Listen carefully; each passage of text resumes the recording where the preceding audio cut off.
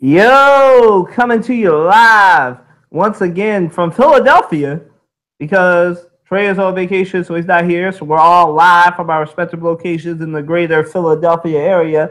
What's up, y'all? I hope you're enjoying the short week because of the 4th of July. And yes, once again on a Thursday, it is the 39th episode of the Crossover Sports Podcast. Yes. Joined once again by Amina and Matt. So why don't we go right down the line? Matt, introduce yourself. Go right ahead, bro. Alright, it's Matt. It's almost next week is the All-Star weekend, so I can't wait. Also, just by the way, all y'all basketball heads, y'all getting on my nerves. So, with that being said, let's get this started.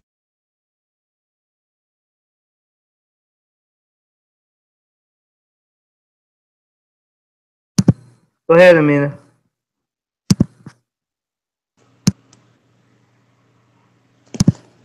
So this is Amina telling everyone to keep cool because it's hot. It's the beginning of the summer, and yeah, it was kind of hot today where I was. So keep cool.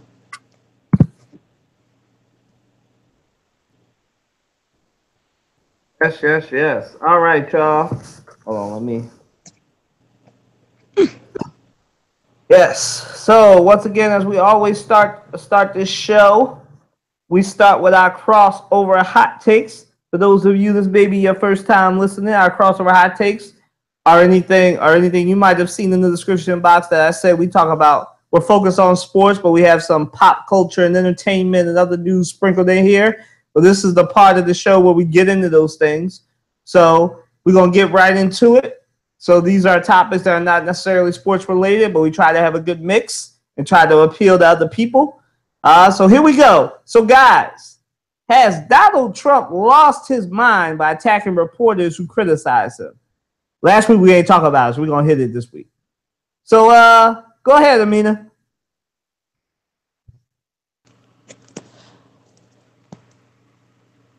Yeah, I mean, this is the president. Like, in spite of who he is, at least have some level of respect for your position. But he does not, and he's been in office for just about almost 6 months. February. Yeah, just this month. It'd be 6 months on the 20th that he's been in office, and he hasn't shown an ounce of professionalism. And between that, with him arguing with reporters and journalists, and him posting a video on social media of him wrestling CNN. Okay, I've never seen a president act like him. Like, what is up? Like, I know CNN is pro-Democrat, but still, even though they were rooting for the Hillary Clinton, at least show that you actually care about your position in your life now. Like, show that you have some type of consideration for being president. Even have an ounce of it. I know it's not your typical, usual business real estate, but come on, like, get used to it. You've been in it for 6 months now. It's time to shape up or ship out. So that's what I gotta say. Let's see, where do I begin on this one? Where do I start? Where do I? It's like this man just gives me more and more and more and more and more and more and more stuff to feed off of. Here you go. Number one, the fact of you're the president. The president, look, the First Amendment protects freedom of the press. To come after CNN, NBC, and all this, the list that he has he considers quote unquote fake news, is an attack on the free press. Yes, CNN is like center left and everything else, but this man has yet to understand that these journalists are doing their jobs. these journalists are trying to get information to disseminate to the public. It is their responsibility to do so, particularly as journalists. Now, to obstruct that fundamental right is wrong. To literally tell people what people should listen to, that's flat. Like that's just flat out wrong. And pretty much, we're going. It's like going. It's fascist. It's pretty much fascism at its best right now. President 45. President Trumpkin himself has not, and I repeat, not understood that he's leading 330 plus million Americans. He is the voice of 330 million Americans in the military and everything else. Now, the Twitter war is ridiculous. In fact, the Twitter nonsense is not new, particularly to Trumpkin here. This is nothing new. And yet, you expect this man to be taken seriously on Twitter? I think not. If you want, the last time I checked, this is about a month ago, President Obama has over 90 million followers on Twitter. I think that's the most in Twitter Nation, in the Twitterverse. 90 plus million people following President Obama. 45, Trumpkin, is about 20 some odd million, but it's growing. The thing is, it's scary. And he does not respect the media, he does not respect the press, big or small, and when you piss off the press corps, you pretty much piss off America. But at the same time, with his tweets, he's dividing this country even further. So with that,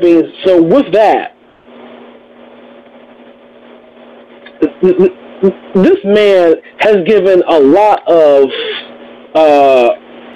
fodder for comedians, which, I'll be honest with you, he's an easy target. All politicians are easy targets, and he has to understand that he cannot get his feelings wrapped up in that. But again, he's a 10-year-old running the law of the land that is the President of the United States. This is ridiculous. This is stupid. I can't believe we're talking about this. I can't believe we got a man who really still talking about winning. Talking about something that's been what? November, December, January, February, March, April, May, June. Here is July, almost 8 months old. He hasn't got over the fact that he's won the election. It's that we don't care anymore. We're worried about people's health care. We're worried about pretty much how we look as far as the worldwide stage is concerned, the military, and everything else that we hold dear. And yet you worry about people, and yet you worry about your image. This has got to stop. Well, hold up. Before I start on my soliloquy, let me get into character real quick. Let me go Trump fans real quick. You stupid liberals, y'all don't know what y'all talking about. This is what we want. This is what we wanted to do. This is shaking up the status quo. Now let me get out character. Donald Trump, right? I try, we've been trying the last few weeks to stay away from him, but as I said, it gets really, really hard. By the way, I'm not trying to insult you. I'm just trying to get into character. Anybody that voted for Trump and listen to this podcast, first and foremost, thank you for your support. Secondly, I'm not making fun of you if you're a normal person, but the extreme ones that we get on Twitter, people who treat their presidential person in the White House like he's the child that can do no wrong and doesn't want anybody criticizing their president and all that stuff. Nah, dog. Listen, it makes me what's going on right now. Matt kind of said it already. But I'm gonna say it again. It kind of makes me respect President Obama. You know, there was I forget the exact quote, but during the earlier part of his presidency, I know it's still early. It's only 6 months. I know it feels like 3 years already, but it's only been 6 months, right? He was saying earlier that, you know, no one has been more, I think he said, more derided, more bullied than him, right? And, you know, it kind of made me think. I was all like, was he like living in silence over the past 8 years? Like, I think there was a president who was from Chicago, biracial, who somebody kept trying to say wasn't born here, who was called, let's see, the Antichrist, a secret Muslim. That one always gets me because I don't know how you could be a secret Muslim, but some of y'all pushed that one too. Secret Muslim. What else was he called? Obama. He was called a lot of things, right? That's just the tame stuff that I'll bring to this podcast, right? But I gotta say this, man. Donald, man, I understand that you lived a life where you're not used to being told no, you're not used to being criticized because you're used to buying your way out of stuff. Well, you're in the one position that you can't buy your way out of, man.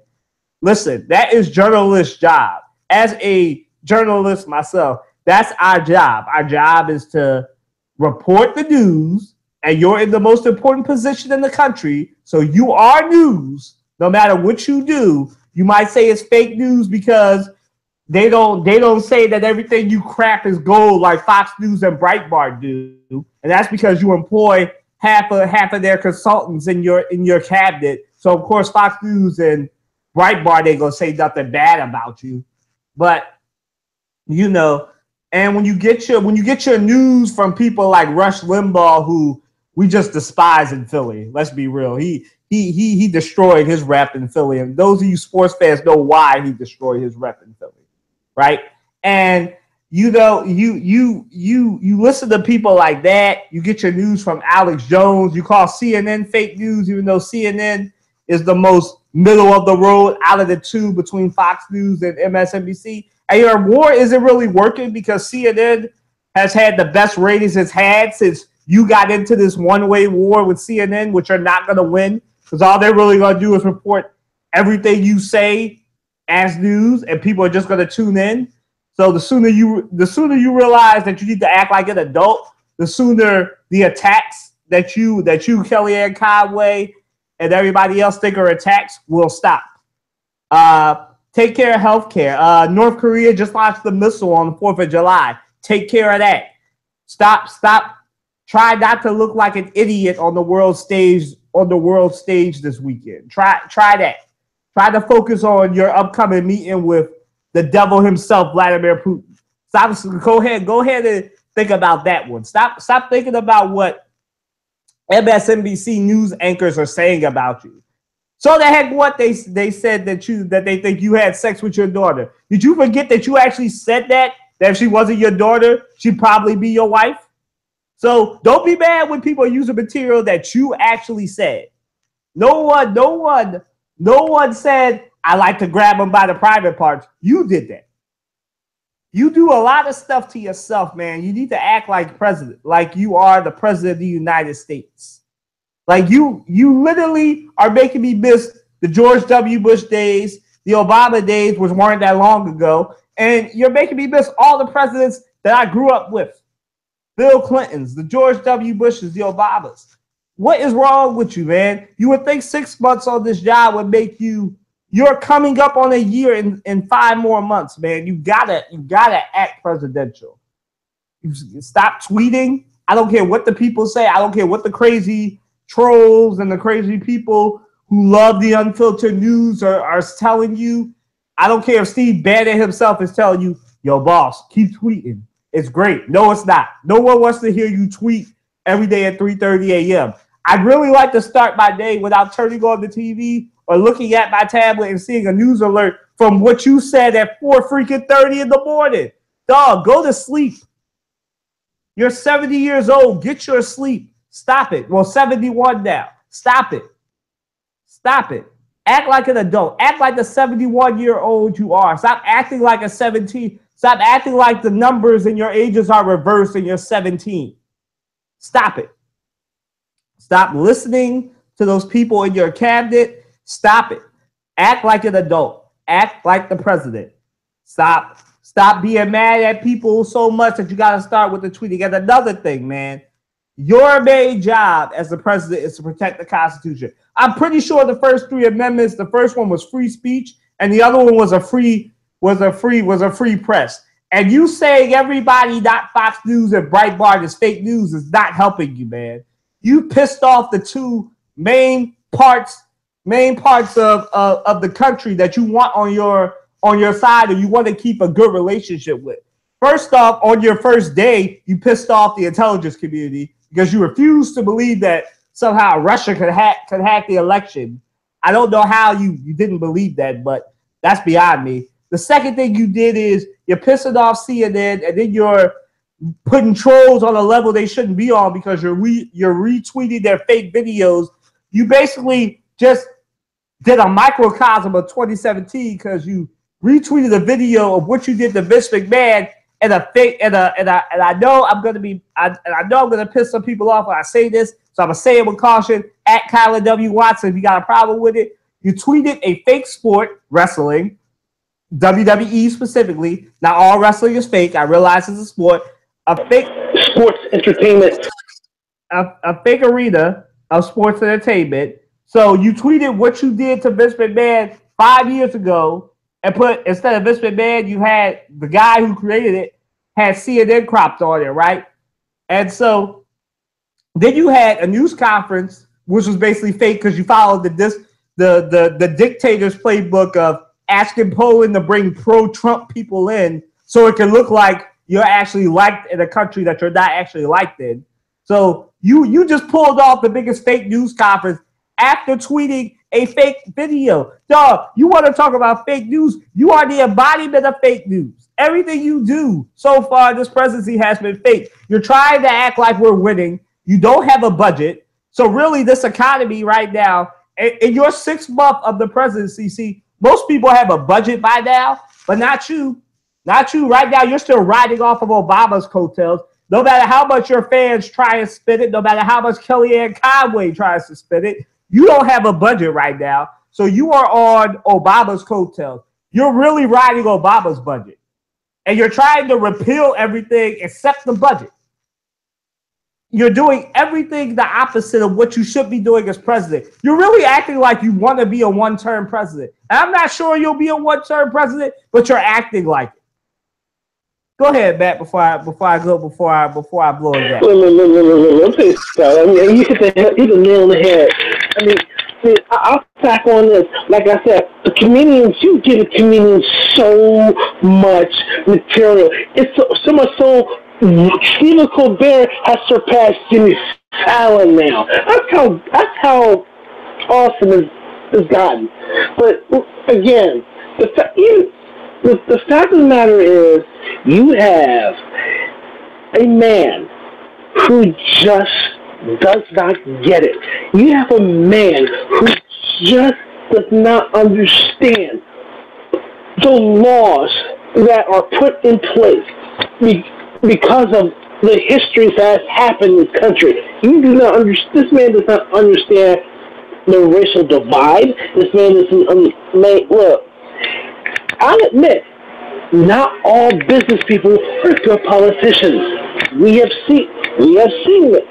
Look, I agree with you. I can't believe I agree with saying this. It's like you making George W. Bush blush, okay? You make that even blush. You just make it like, man. I mean, I thought I did a bad job, but he just made me look like a genius. That's where we're at right now.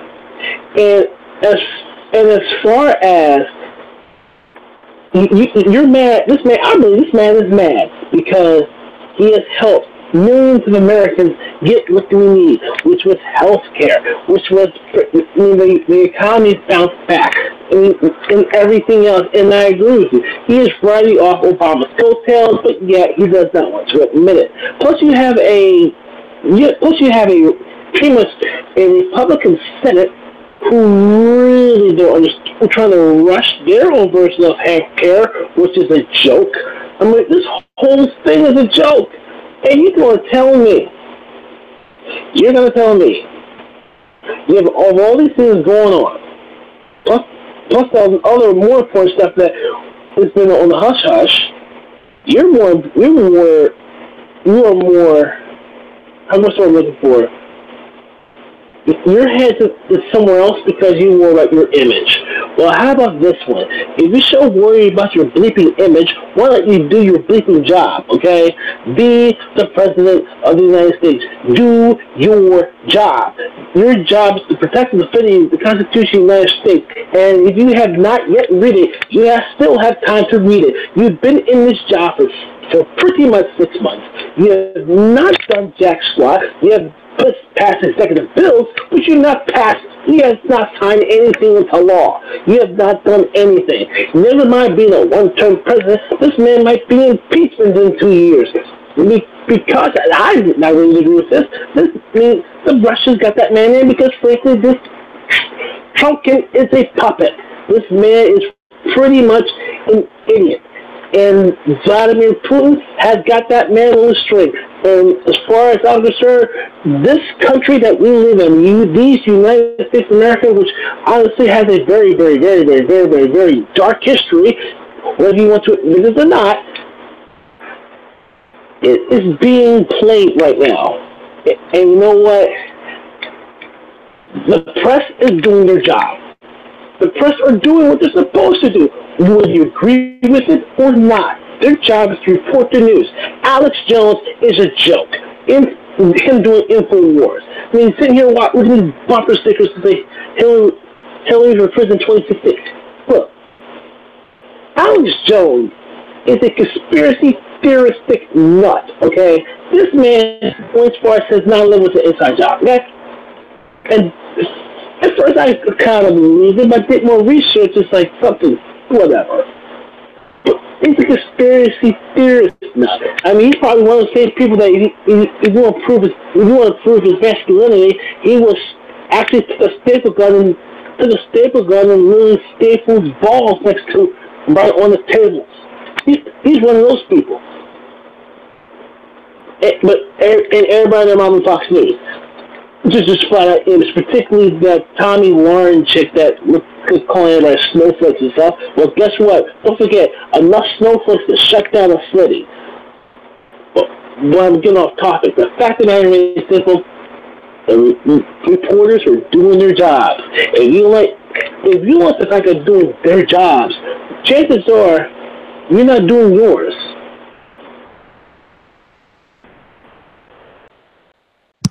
Listen, I'll end it like this because we gotta move on to our next topic.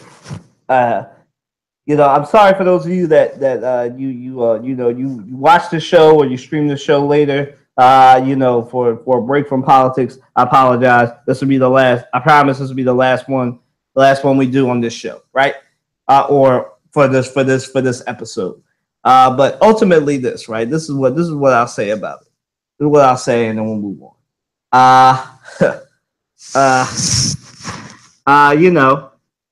Donald Trump needs to act like an adult, and once he does that, and he stops worrying about his image and everything, it won't get better for him because reporters will still report the news. But ultimately, he just needs to take a page from Barack Obama. Let it roll off your shoulders. If you know it's not true, ignore it. But the press must report what you're doing. Like it came out today that you are going to try to make CNN less biased by trying to stop their merger with AT&T. Dog, I'm here to tell you, right? The journalism side of CNN, Time Warner owns a vast amount of things. They own HBO. They own CNN. They own TNT, TBS. They own a lot of things, man. Let me tell you something. CNN will not stop what they are doing because you decided to say, you know what, Time Warner is not going to buy AT&T or merge with AT&T. They're not going to stop reporting on you. It's not going to stop. You either learn to live with it, or you quit the presidency. You could be the first president to quit if you think it's too much for you, right? If you can't handle criticism that much. Like, no, nobody is here to wipe you behind. Like, nobody is here to... Actually, Nixon quit. He resigned. Right. No one is here to do that. Just be an adult and do your job and keep us safe. That's all you got to do. And it'll stop. Next question. All right, guys. This is our Wimbledon coverage for the day. Covering in the side of Venus Williams. Do you expect Venus Williams to go far during Wimbledon with a civil lawsuit pending? And before I let Amina go, for those of you that don't know, you've been living under a rock. Maybe you haven't been really paying attention. Maybe this is your first time turning on something that has to do with news. Venus Williams, they said she didn't mean to, but she was in an accident. She got bumped. She bumped into another car. She wound up accidentally killing somebody, and her family and the family, the guy that she accidentally killed, because the accident wasn't her fault, but are suing her civilly. She's probably not gonna face any criminal charges. So that's what we're talking about. So go ahead, Amina.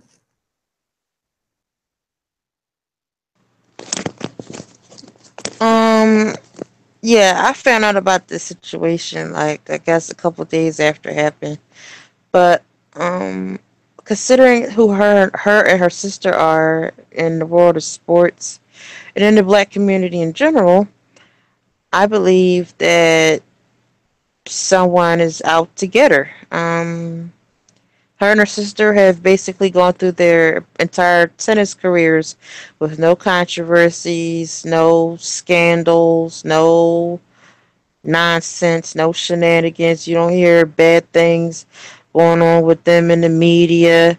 But all of a sudden, within the past year, since her sister um, came out that she's with a Caucasian male, they're having a baby, and with between that and between Venus with this accident, it's like, is there a vendetta against both of them? Like the stuff I'm hearing on social media and the streets about them. It's like, are these the same two women that I've known about since I was basically a toddler, watching television, like, and for them to try to sue her for something that wasn't her fault, there was an accident. It's like they're out to get her money, obviously.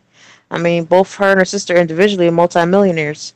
So it's like, what's up? Like, out of the blue, you're hearing people say weird things about them out of the blue. So it's like, I feel as though it's a whole lot of haters that don't like the Williams sisters, and they're finally coming out the woodwork, because for years I've never heard a bad thing about them, but now people are saying how they really truly feel about them lately.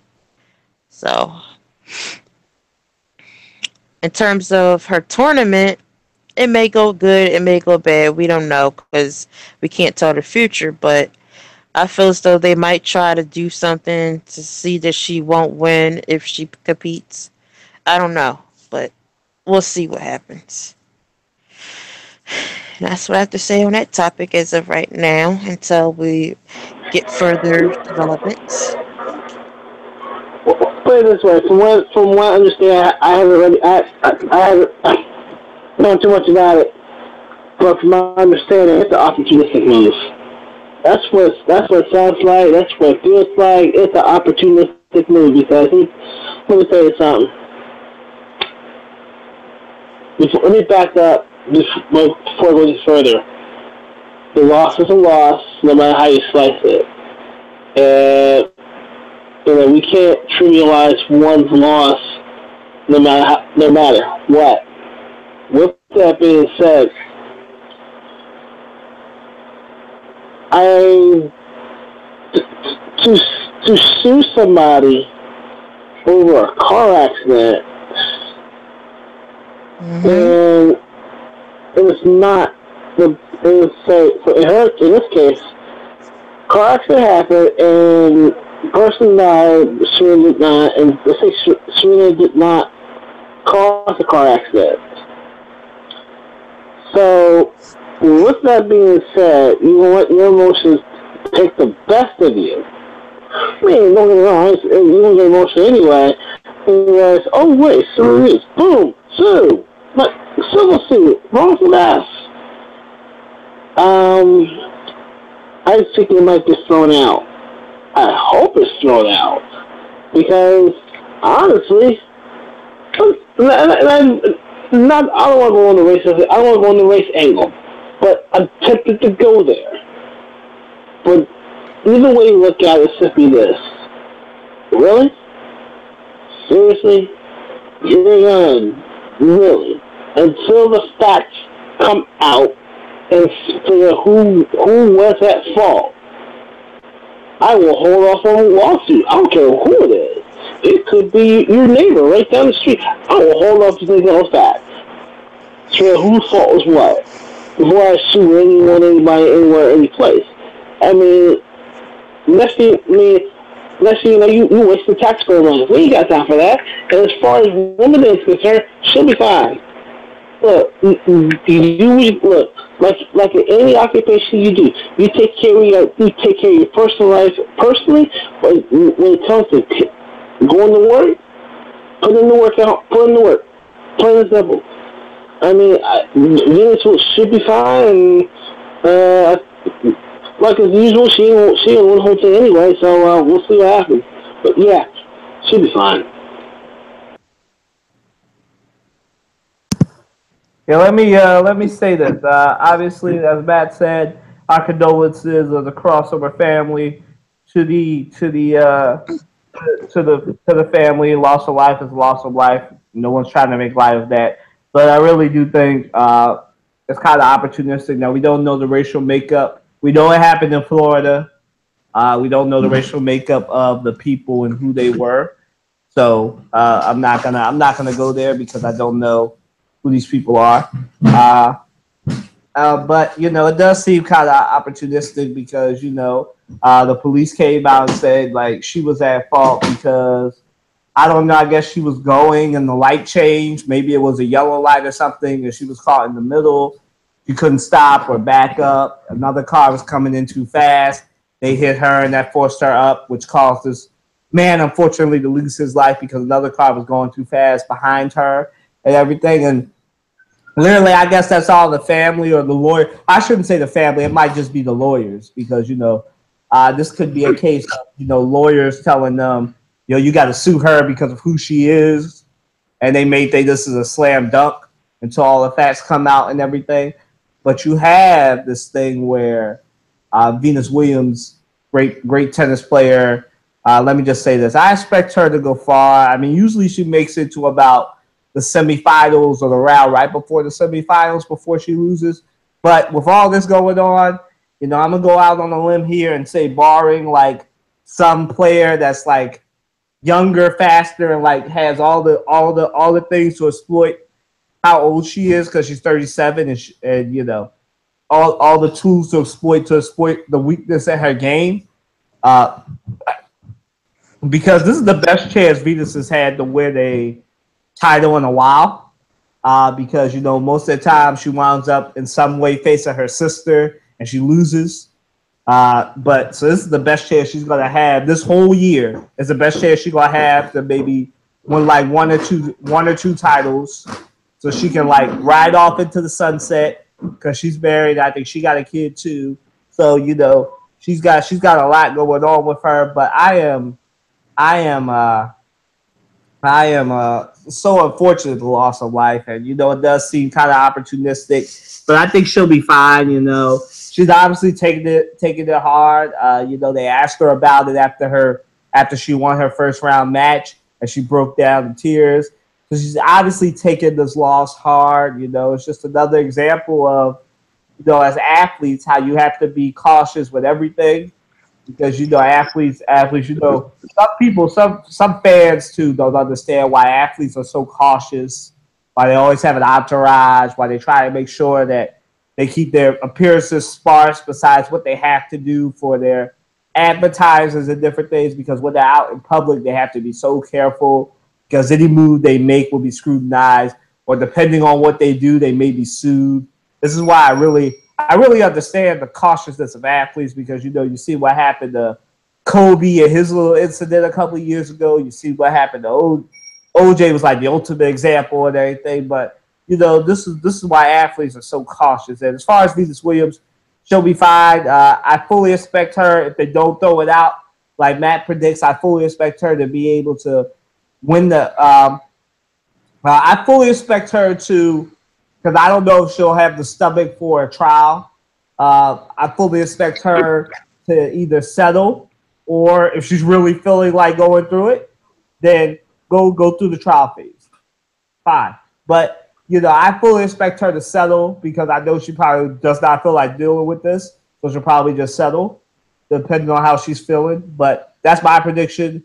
It'll either get thrown out or she'll settle. It really won't go far in the case because I don't think she'll really do anything. I fully expect that, if she does win Wimbledon this week, I forget when it wraps up. I think it's next weekend, this weekend or next. When it wraps up, she'll, if she wins, what might be, and this is not me just saying this because I don't know Venus Williams personally or anything, but my prediction is that if she does win it, she will donate her winnings or a portion of her winnings to that family. Maybe. So that's just my call, but she'll be fine. She'll either settle or go through a full trial, and we'll see.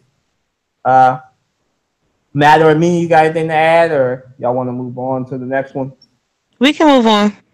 All right. So another athlete, right? Let's go to Tiger Woods. He tweeted this week during the 4th of July that he is out of rehab. So the question on the floor, guys, is will he ever be the same? Amina, go ahead. Not really, since he hasn't been the same for like the past 10 years.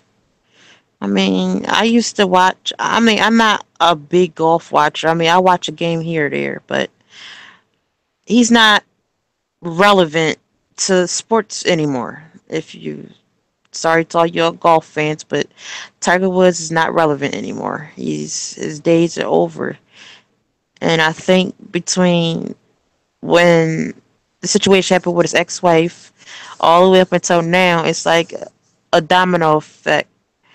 So he may, on the outside, looking and be able to bounce back, go back to what life he was living recently, but deep down inside, he won't ever be the same that he was when a lot of us were growing up. He's in a position where I believe he needs to just enjoy a life with his two children, just get out the public eye, go in privacy, and just live the life of a normal male out here in society. I don't think he needs to be trying to play golf anymore. It's not working. It's not looking good on him to have a public image anymore. Like, he's in a downward spiral, and if he doesn't watch it, he's going to be assed out, so to speak. So I will have to totally and utterly somewhat disagree with you on the fact that his game may not be the same, but I expect him to win at least one or two more majors before he calls it a career on this circuit, or if he wants to go to the senior PGA, it's his decision. To see here that man and the way he plays the game, the way he approaches and prepares the game, is a killer instinct. And everybody on that golf course knows if Tiger Woods is on his game, you better look out because he's going to come after you.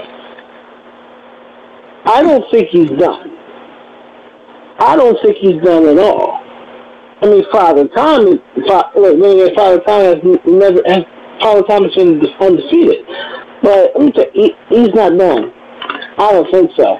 He has personal issues. Yeah, he got all these things that's going on. But who to say? Well, you need to shut it down for the rest of your life? Nah. Honestly, me as a competitor, me as an athlete, the way the last few years has been, I can't go out like that. I'm sorry. I can't go out like on the top of my game. It just bottomed out, and that was the end of it. I live in obscurity. I'm sorry. My thing is simply this: I go out like that, and I believe Tiger Woods is sick in the same way. You can't go out like this. I mean, you have back injuries and everything else, but you can't go out like this. I'm sorry. Even I would not allow myself to go out like that. I'm like, you know what? If I'm going to go out, I'm going out on my own terms, my own way. And I believe he has at least 1 or 2 more years left in him, and that's about it as far as good golf is concerned. But I expect him to be back on that circuit doing his thing and let everybody know this giant is about to be awake soon. So I don't want to hear the fact that he needs to shut it down. No, go out like you're supposed to go out. You can't go out like this. You just can't.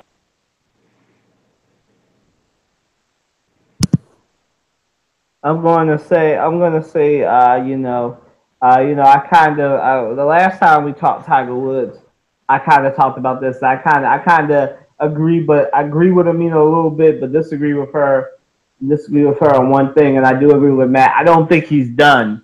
I think that, what I would do if I was him, right, is I would take this year off. I don't expect him to play in any more majors this year.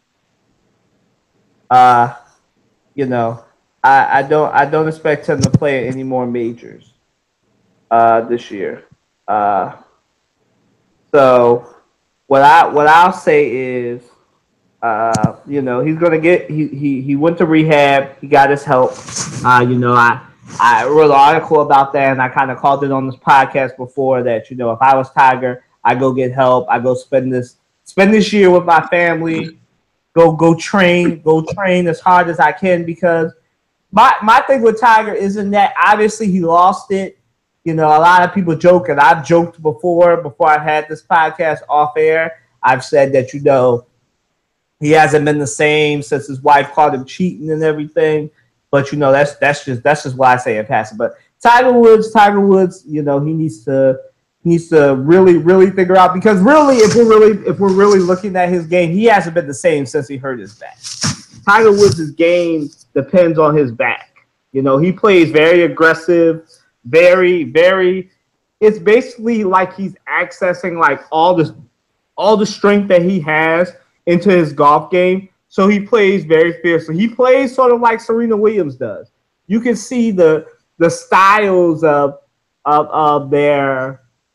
I'm trying not to make this about their ethnicity, but you can see the essence of their blackness and how they play their games. Like, they put everything they have into the swing of the racket, and Venus does the same thing, into the swing of the putter.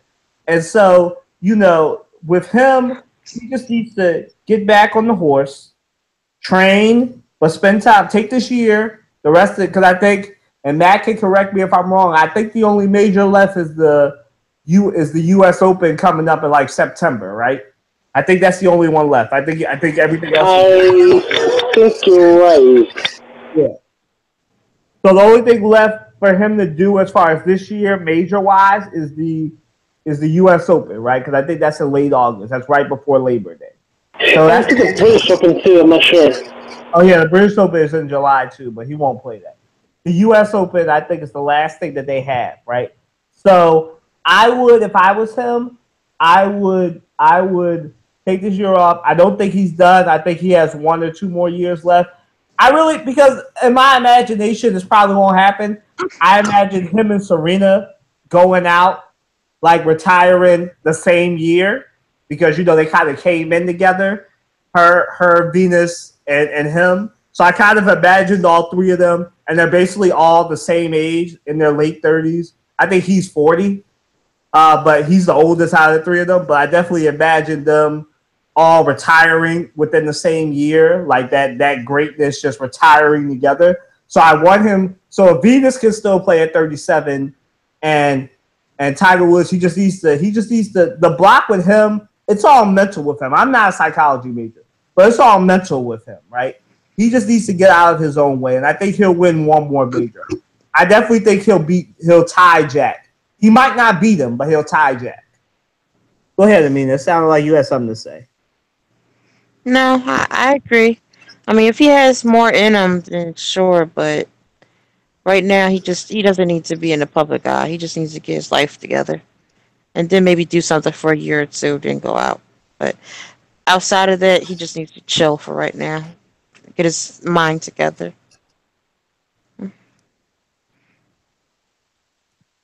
Okay, I agree. Uh, Hold on, y'all. A friend of ours, Andre's trying to get in. I'm trying to help him get into the conversation. While he gets in this conversation, I'm going to say I disagree. I agree, but I disagree. My thing is simply this. The moment the opportunity of your back gets better and you start to train again to get back on the tour, jump at the opportunity. Do not wait until your life gets together. If in this case you have to chill for a year, by all means, rest, recruit, whatever. But my thing is, the moment that back acts normal or close to normal, get your behind back out there and do what you love to do. End the story. All right. The other thing, and then we can move on to our next topic. The other thing I would say is this: as far as Tiger Woods, Tiger, you need to hire somebody to do your medicines for you, because I understand that it may have been an honest mistake. I wasn't in the car with you, so I don't know. But you made it. It sounds like it was an honest mistake. Your blood alcohol was fine. You just maybe mixed your medicine with alcohol. You shouldn't have done it. But hire somebody. You got a lot of money. Get somebody you trust to do your medicine, dog. Just get yourself somebody you trust, man, because I don't want this story to end. I don't want it. I don't want you to end up like Heath Ledger, where they find you in your McMansion in Orlando somewhere unresponsive because you overdosed. They find too many of our celebrities like that. We can't have that with you, man. You gotta hire. I know you hire a family member, hire somebody you trust to give you your medicine and make sure that you are getting the right doses. Do that, man. And then, like Max said, come back whenever you're ready. Like I said, you really only got two majors left as far as the British and the U.S. Open. So, I mean, if you can get back by the U.S. Open in late August, fine. But if not, take a year off and come back for the Masters in April 2018, man. I want next year. Like, this year has been the year of redemption for sports teams. Let's let next year be the year of domination for you and Serena. Maybe. Because, Serena's going to come back next year, too. So, maybe you both can come back and win some titles. That hasn't happened in a while. So, maybe you both can come back. But I'm rooting for you, man, because you're one of the few black golfers. So I got to root for you. I'm rooting for you. I watched you since 1996, so I'm invested in this. So I need you to hire somebody, a family member, to do your doses so you don't overdose. Because if that's not a wake up call, the highest order, I don't know what else is, Tiger. So please, I know you probably don't listen to this, but as a fan, get somebody to do your medicine for you. To give you the doses, the proper doses. So we're going to move on to Steph Curry. For those of you who've been living under a rock, Steph Curry signed the richest contract in all four major sports, which I know is hard to believe, but yes, he has the highest contract in all the sports at $201 million. Dub Uh, Nation. so this is Amina's big team. So go ahead, Amina. Talk about your boy. I mean, we all like Steph, but you love his team. So go ahead. Yeah, I'm very excited as a Warriors fan. And surprisingly, the whole NBA, the people that have reacted, as far as players on various teams, have all reacted, and they all react the same. They even some are saying he should have been given more, and I feel as though it's right. Like I agree with them. Like he's been on the team for 8 years now, since 2009. He's a veteran player now, two-time champion. He's accomplished so much that most people don't accomplish at all in their entire careers when they retire. He's done things that he wasn't supposed to do. People said that he's just supposed to be a great shooter like his father, Del Curry. But he went over and beyond, so to speak, how each generation in a family is supposed to be better than the previous. So he took what his father taught him and what he saw growing up, and he built upon that. So I'm proud of him. Like he's accomplished so much, and when he retires, when that time comes, he's gonna go down in history as one of the greatest basketball players of his time. I feel as though he truly does deserve it. Anything that comes to him, he helped put the Warriors back on people's radar, which hadn't been for a very long time. He has a special place on the team. I feel as though he has at least three more championship wins in him. I feel as though he's going to continue surprising everyone each and every season as long as he stays healthy and in good shape. But I see a great future for him. And this 201 million for the next 5 years is a great start to continue building upon what he started when he first came to the team. So he's a very successful basketball player that deserves everything that's coming to him. And that's how I feel. That man done surpass John Carl Stanton, Albert Pujols.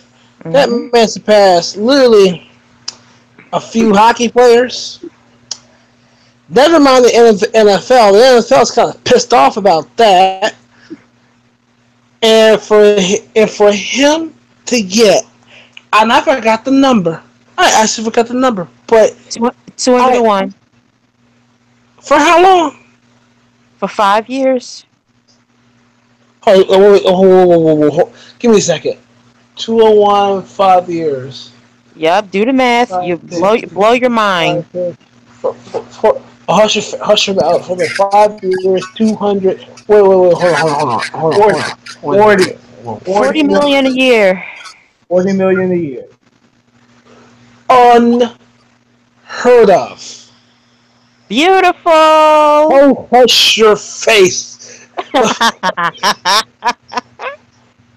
Beautiful. Do you understand? Some teams' payroll is only that much. Amen. I mean, I think the Florida Marlins payroll is lower than that. And we re-signed everyone. Where are we getting this money? Where are they getting this money? I don't know. Where are they getting this money? The whole starter bench we re-signed. Where are they getting this money from? Where? I want to know how. It's Oakland. It's the Bay Area. It's not a large market. It's Silicon Valley. We got it. It's Oakland, San Jose, San Francisco. I mean, where are they getting this money? Where are they getting this money? This is not Los Angeles. This is not Chicago. This is not New York. This is not Philadelphia. It's Oakland. We got it. Oh, pooey. Oh, poo. The 5 years, 200 mil. I think, what was it? Like, I remember back in the day when A-Rod signed 10 years, 252 mil. We thought that was ridiculous. And the Giancarlo Stanton signed for 350 mil, I think, for like another 8-10 years. But to hear 5 years, 200+ mil, it's unheard of. The NFL can forget it. I think the NFL, some players are pissed about that because the rules and the non-guaranteed money and everything else. I'm sorry to tell you, NFL, if the NFL is listening, you might want to take some notes because, as far as I'm concerned, you might want to raise your salaries too because you play in a 16-game season and you're putting your life and body and everything at risk versus you running up and down the court for 82 games and oh wow, I'm going to hit two. Come on, really? Seriously? I mean, hockey players are getting paid around $100 some odd million for 10, 12 years. And he's only going to be 30 in March, so he's still young. Get out. He's in the prime of his career. He has a long way to go. 5 years. Yeah. 40 per year. It's ridiculous. And his current contract, he has a year left, so technically 6 if you want to be technical about it. Oh wait, if that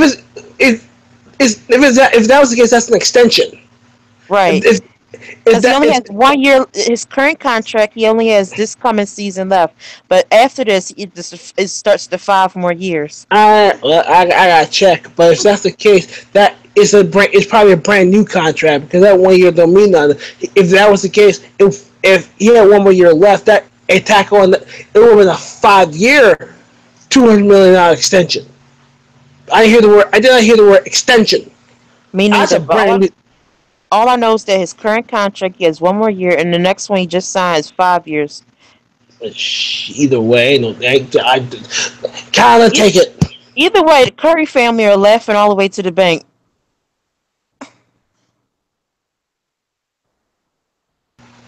Pooh.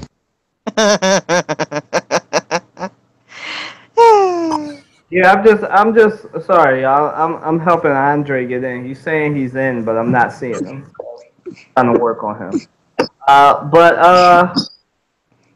Yeah. So I'm gonna try a song, then we'll hit back on this. Yeah, man. I found out, and this will blow Matt's mind, that depending on the salary cap, he actually might be making $1 million more because the salary cap is supposed to be $99 million this year.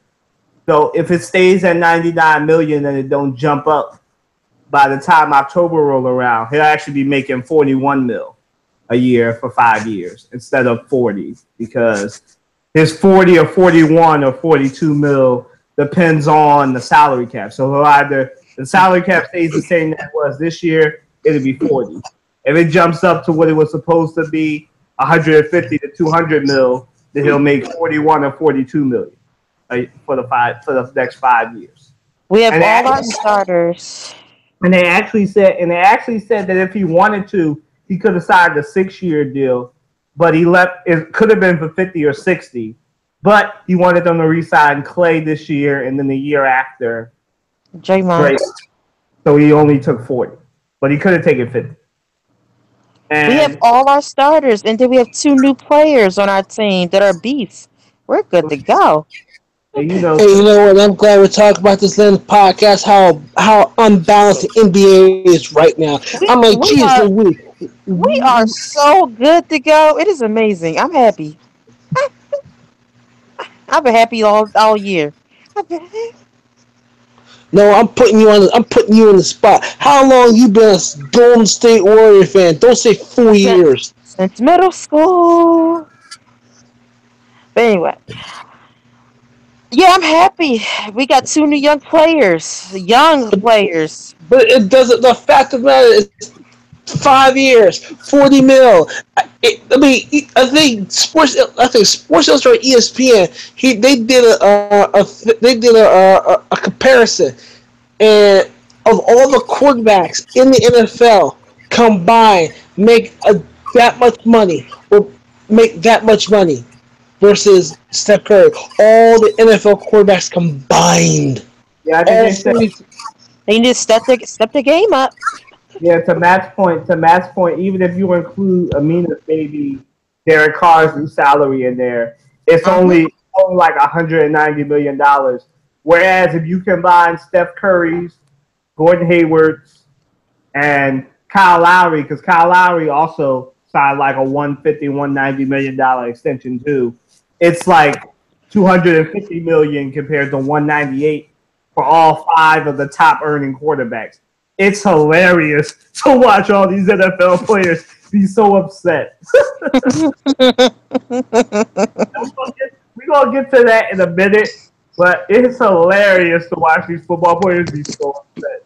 And Steph Curry, I wrote an article about it. Check it out. Great article. Check it out on WatsonSportsTakes.com and Razar.com, which is the website I write and work for.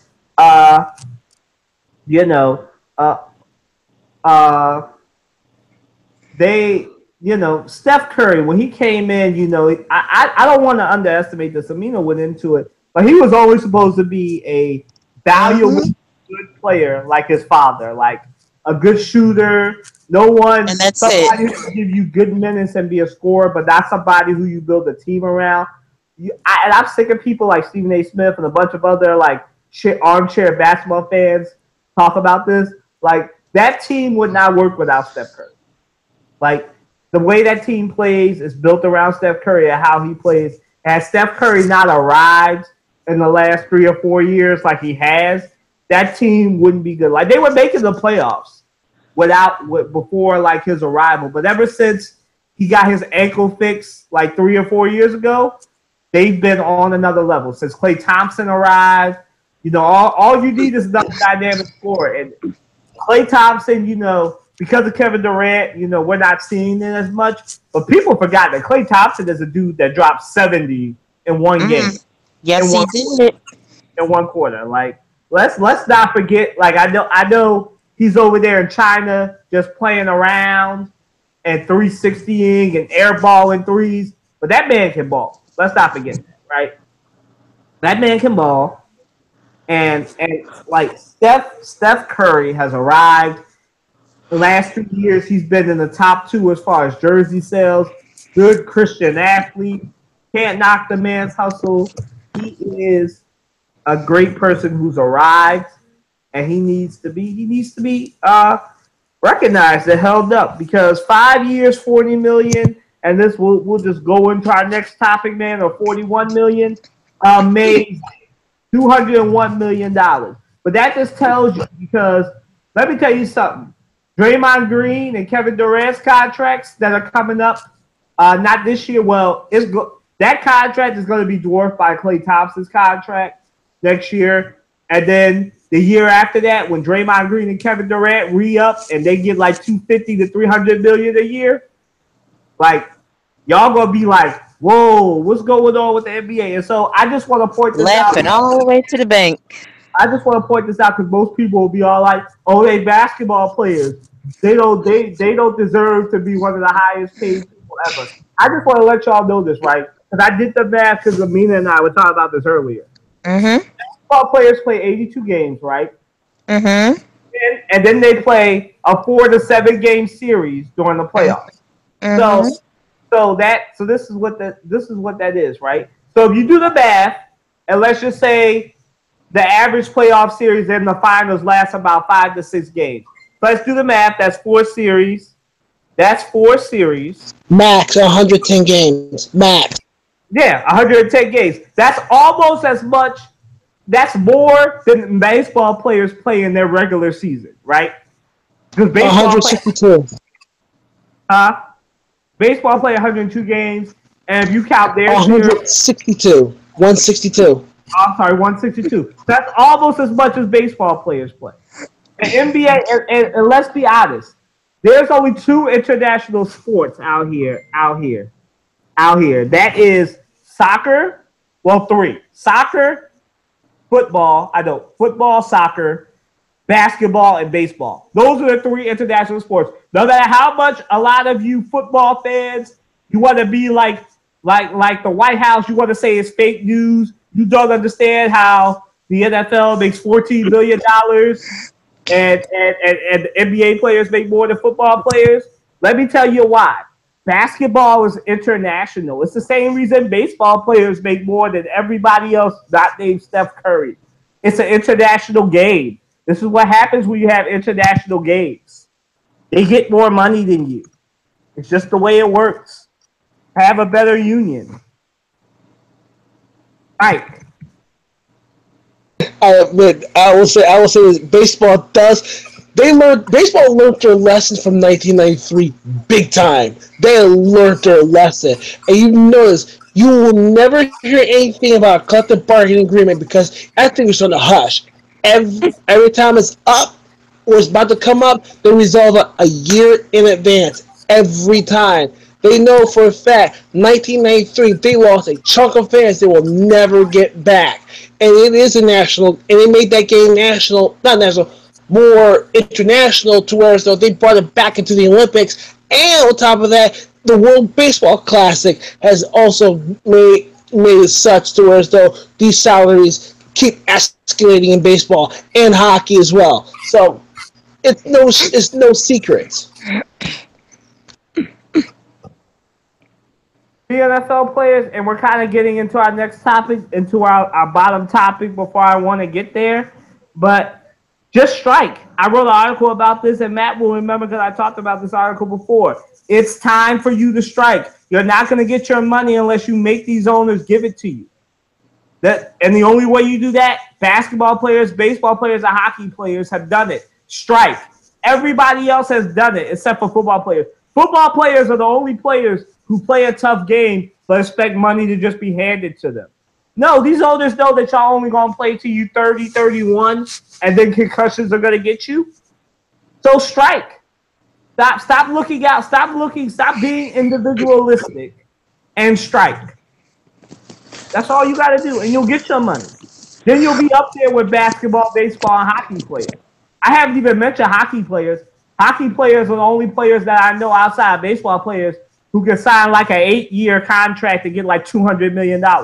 So, like join the club, strike. There's nothing else before we get down there. All right, y'all. If nobody else has anything more to add on Steph Curry, we'll move on to our next topic. And this topic is courtesy of LeBron James, who tweeted after Steph Curry got his money that Steph Curry should really get more money, and I agree. And he would get more money if it wasn't for the NBA's salary cap.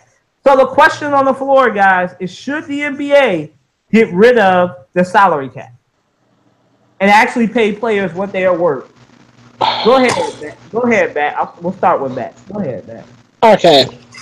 Just to let everybody know, baseball is the only sport that does not have a salary cap. In fact, that was what the strike of 93 was about.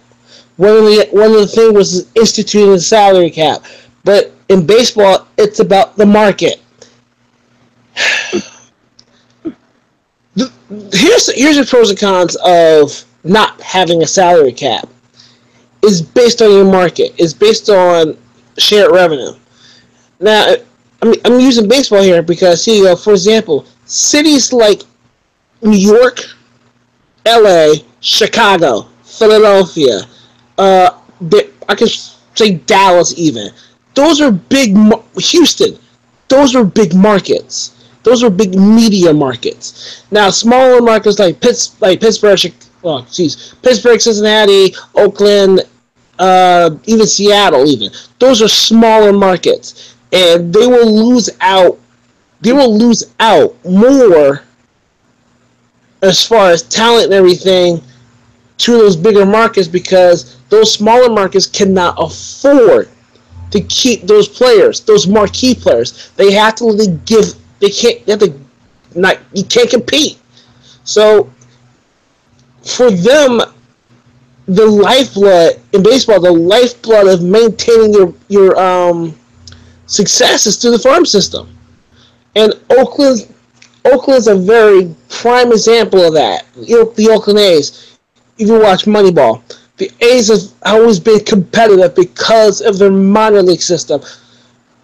But going to basketball, to have the salary cap is for them is a good idea because the price of doing business will skyrocket.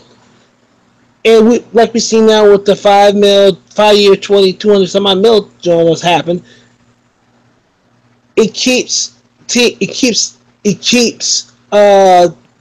smaller markets competitive, like Sacramento, Oakland, well, I can't see. She don't have a team no more. And the like, even Toronto. You keep those smaller markets competitive versus you take the salary cap off, and teams like the Nets and the Knicks and the Sixers and the Celtics and the Lakers and the Clippers and everything else, they will take the best players and run with it because the NBA parity that people will seek is not there anymore because those top tier teams has got the best talent. So that salary cap keeps things in check as far as the NBA is concerned because baseball has a certain set of rules to where as though because you have to serve it, and this is the CBA as far as concerned with service time, arbitration, Super Twos, the Rule 5 draft, the amateur draft. I mean, there's so many more rules in baseball towards the free agent market is not as saturated as it could be in the NBA because with restricted free agents and everything else. But in baseball, like I said, you have service time to deal with. You have arbitration. You have all sorts of things going on during the off season that the NBA really doesn't have to deal with. So it's best for the NBA to have the salary cap, but without it, it will be an arms race, literally. But also, believe it or not, the reserve clause was in effect back in the day. So not having the reserve clause also opens up the market. But the salary cap is much needed to keep smaller markets competitive.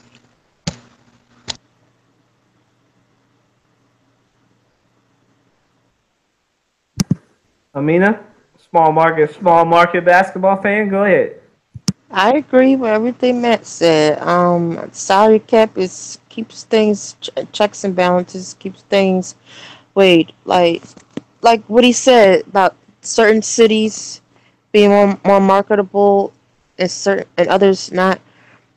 If you was to get rid of the salary cap for the NBA, some teams should just go under, just go defunct because they would not be able to compete with teams that are top seeds right now. Players wouldn't be able to get paid on other teams like they should. I think the salary cap needs to stay, and I think that something needs to be worked out where everyone gets paid their fair share of what they're worth. It keeps the cycle going, like the funding. So if other teams that aren't as marketable want the same attention and money as other teams, they should branch out more and get better and get Let me better correct you there. Let and me get correct better you. and get better Sorry. players. It's not about the marketability. It's not about who can market better. When I say about the market, it's Right, about the media market. It's about the size of it. For example, right, New York is the biggest media market in the country. Number right, 2, LA. Number 3, Chicago. Number 4, I think it's Houston. Philadelphia's like 4 or 5 somewhere. Miami has a big market. Atlanta's got a big market. Phoenix got a big market. Those are big markets. Smaller markets, like in this case for the NBA, Sacramento, Orlando, New Orleans, Memphis, just to name a few. Those are smaller markets, and they will get swallowed up by bigger markets yeah. because of it. Promote your city. Make your city appealing. You know, help yourself out if you want the money.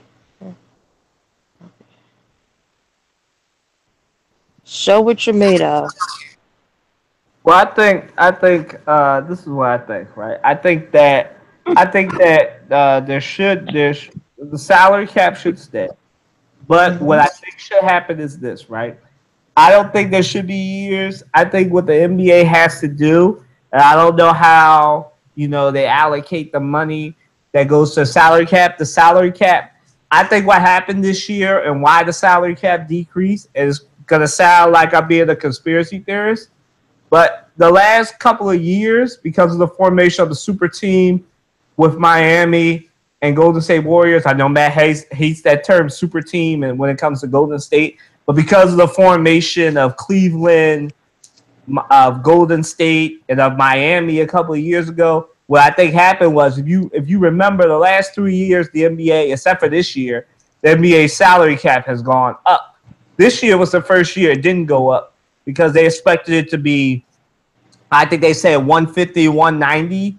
This year it was supposed to be close to 200 million.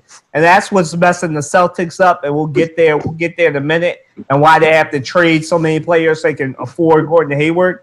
I think what happened was somebody in the NBA was all like, oh, we got to stop these super teams from forming. So I know what we'll do. We'll lower the salary cap from 100 and some million to 90 something instead of what it should have been, right? And so we'll mess up the super team. But what actually wound up happening is this year's free agency was kind of different because all it was 6 men and bench players that were getting the big contracts. A lot of the big things that happened were signing trades, right? So that's what happened this year. And that's what messed the NBA up again. So it wound up screwing teams like the Boston Celtics, screwing teams like the LA Clippers who had to sign Chris Paul to whatever his extension was and then trade it because the salary cap didn't increase. So what the NBA has to do, no matter how much Adam Silver and the people that hated, I don't know if Adam Silver hates it, because despite what everybody says about the season being boring and the finals being boring, everybody still watched every game. So this was kind of like what happened with CNN. This was a record year for viewers for the NBA. They were up there competing with the NFL, even though the audience did compete with the Super Bowl this year for the finals, right? This is like the most watched finals in like the last 2 years. So it did compete with the Super Bowl this year, right? It always does, but this year was like the closest it came to actually beating the Super Bowl, right? And so what I think is happening here is, and what the NBA should see is this. When the NBA was its most popular, it had 1 or 2 dominating teams. So what the NBA has to do, and I don't know how they're going to do it, but they have to do it, is they have to make sure that the salary cap continues to go up. So because there's never going to be a year like what happened last year and the year before that when you had marquee players like LeBron and Kevin Durant in respective years changing the balance of power. Like this year, the biggest person to move was Gordon Hayward and Chris Paul. Chris Paul stayed in conference. Gordon Hayward went to the East with his college coach. This year there wasn't a Kevin Durant or LeBron James. Next year there will be a LeBron. Next year will be one of those outlier years because you'll have LeBron, Russell Westbrook, and others being Carmelo Anthony and the rest being free agents next year. So you'll definitely have that whole shift. So next year, because of all the star players, the salary cap is definitely going up. But the NBA has to make sure. So the NBA's cap is arbitrary, right? So their cap's been 100 plus million. This year is the first year that is below 100. It's 99.9 million, right? They might as well just round it up. But they should make sure that it's 100 plus, 150, 200 million, because if they don't, they're screwing teams like Boston and the Clippers who have to say, oh, snap, I just signed Gordon Hayward to 5 years, $160 million. Yeah, that'll really make you mad, man. 5 years, $160 million, right? I just signed Gordon Hayward to a 5-year, $160 million deal. But dang, I got to get rid of Jay Crowder. I got to lose Kelly Olynyk. I got to get rid of Avery Bradley. So what I'm doing because of the NBA messing up the salary cap is I'm giving away depth. to bring in Gordon Hayward, and that should never be. Teams should never have to go weaker and let teams go because they signed a marquee player. That's what happens when you play God, NBA. And I'm not, and it's complete conspiracy on my part, but that's what happens when the NBA or whoever does the salary cap allows for the salary cap to dip below 100 million. It should never be that. Boston should not have to get rid of all their talent. And Houston's going to have to do it too if they find some way to get Carmelo Anthony. They're going to have to dump all their talent in order to afford Chris Paul and Carmelo Anthony. It shouldn't be like that. If you're going to have a salary cap that's 100 plus million, that's been 100 plus million forever, then have a 100 plus million salary cap so teams don't have to weaken themselves. It helps Golden State and Cleveland, and San Antonio, but it doesn't help the league itself because really, like I've said, we always forget about San Antonio, but really we're in the era of three teams because I know most people don't consider San Antonio a super team, but you should consider them a powerhouse team. So we're in the era of 3.5, four really good teams. And so you need those top four teams because one of them is in a big market, Boston. So you need Boston to be doing well. So this shouldn't be. So the NBA is kind of biting. What's the old saying? Cutting your lip to spite your face or whatever it is. They're really doing that because, why does Boston and Houston have to get weaker in order to compete with Golden State and Cleveland? That shouldn't be. So the NBA is going to have to make sure that their salary cap continues to increase if they want this whole. And Matt knows how I hate parity and competitive and saying that the league is competitive. The league is always competitive, but like what I want them to do is they have to make sure that the team is, or that the salary cap is continually going up. Because if it doesn't, you're going to have teams like this where they're signed marquee free agents and have to get rid of their young talent, and that shouldn't be. So, Matt or Amina, if you got anything else to add, you can go. I forgot this. Also, with salary cap and everything else, baseball has like cap per se. They have a salary cap per se. It's called the luxury tax, where I think with baseball, their luxury tax, you can only spend up to about, I think, 198 million, I believe. This is how much your payroll can go, I think, that high. 189, I think it was 189 at the low, I don't know. But once you reach that threshold of the luxury tax, then once you get past that, then the luxury tax, where it's like, I think it's something cents off the dollar per dollar spent. That's when a franchise is taxed because you pretty much overpaid, and that team has to pay the luxury tax. Teams like now Boston and Yankees, which is no shock, they paid that luxury tax, and they can afford to do that because, frankly, they've been at each other's throats since the 20s. But at the same time, in a sense, baseball kind of balances itself out because you're dealing with a 25-man, if not a 40-man roster. Basically, you're really dealing with a 40-man roster. So that's number one. It's not possible to really have a super team, but you can have a killer rotation like the Phillies had back in 2009. But with the NBA, it's simply this. The salary guy, you have to be creative. Somebody say, well, I want this superstar and that superstar, but people forget.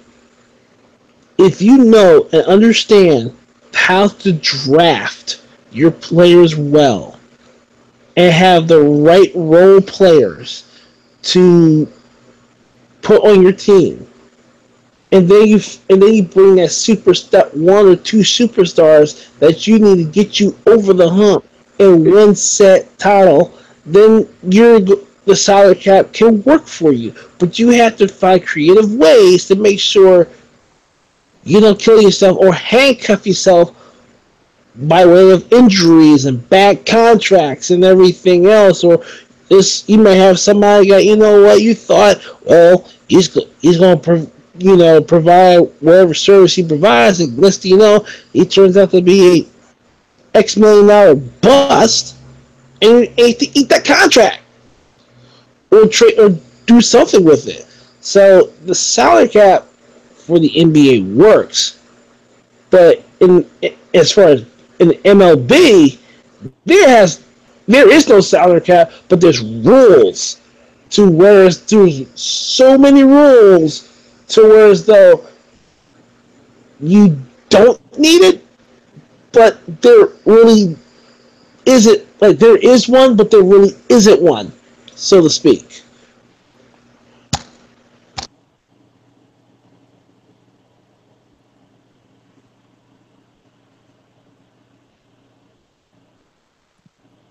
All right, y'all. I think we're gonna move on. We've been a little bit NBA heavy, and we're gonna stay NBA heavy. So I'm gonna bring on. I'm gonna let Matt do his baseball thing because I know it's his favorite time of year. His favorite All Star game is this week. It's this weekend. So It's the purest All-Star game. so go ahead and do your baseball hot stove, Matt, until we figure First out. of all, the hot stuff in the off season.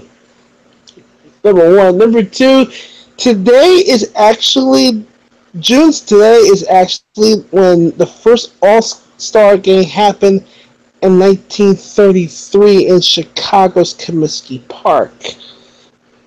That's number one. Number two, what's today? The what? The 6, 7, 8, 9, 10, 11. Next week is the All-Star game. Next week is the Midsummer Classic. Next week is also to where as though all sports news is dead news. The slowest sports news day in the calendar is baseball's All-Star game, whereas no games are playing. Nothing is going on. Everything is dead. So, with that being said, here, let's just to catch you up. There is no winner takes home field advantage this year. Thank God, because that was taken care of in the collective bargaining agreement. Thank God. So, with that being said, the purest All-Star game can commence without no ramifications involved. With that being said, back to meanwhile with the Phillies. Pat Neshek is the lone All-Star for the Phillies, and I expect him to be shipped before the July 31st trade deadline. Let me correct myself. July 31st non-waiver trade deadline. I expect him to be dealt. But now the players from the farm system are starting to come in slowly. Harry Kendrick's out on a 10-day DL. Who they bring up? Nick Williams. So I'm already excited. The youth movement is starting, and I expect the Phillies to be sellers before the deadline.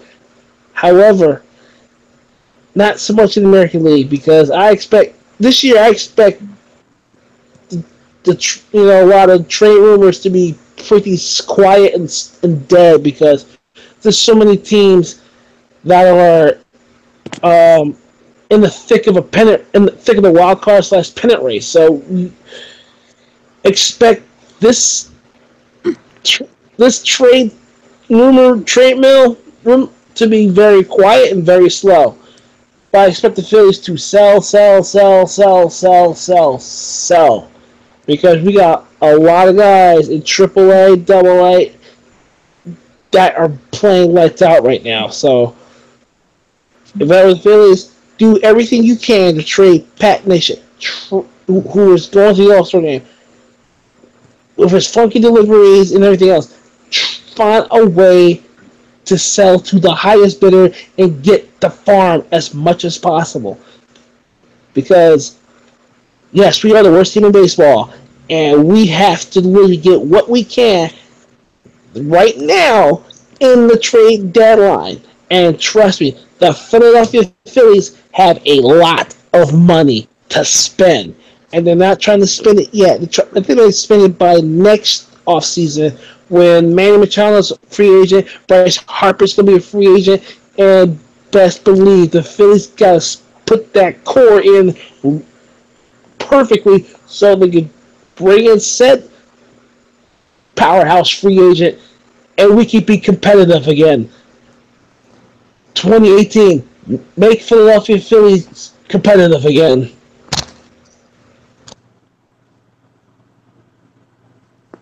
Mappa.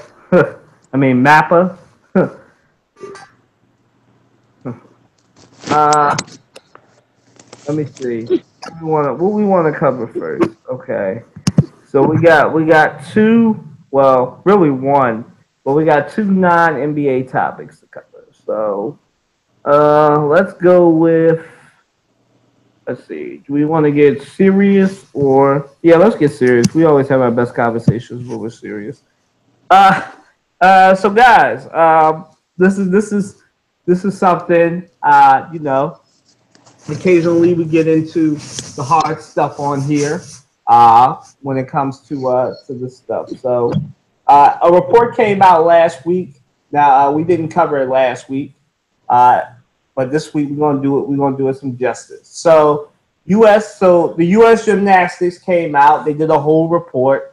Those of you that have been living under a rock, it came out that even last year at the end of the Olympics, it came out towards the beginning of the Olympics that the U.S. Gymnastics, the women's gymnastics, had employed somebody on their farm system for the women and everything who was a sexual predator. And so they said for the last 20 years since he graduated from Michigan State, that he at least assaulted 2 members of every Olympic team since the 80s, right? So if you do the math, right, that means that he had to assault. So that's what they've alleged, right? And that's what I think he has admitted to, that he's at least sexually assaulted 2 women on every gymnastics Olympic team, U.S. women's gymnastics Olympics team. So the report came out that they found an audit that the U.S. Gymnastics did, right? USDA and all of them did, and it came out that the U.S. Gymnastics was at fault because they didn't make sure that everybody who worked with their athletes, as far as the women, were safe. Everything was not safe. The equipment wasn't up to par, and most importantly, it came out that as far as safety for their athletes, regarding the overall topic of sexual assaults and everything, it found U.S. Gymnastics liable for that. So, to that end, the question is, so the report came out and said that they didn't protect their athletes from sexual assaults. So, what's our thought on that? We'll start with Amina. Go ahead, Amina.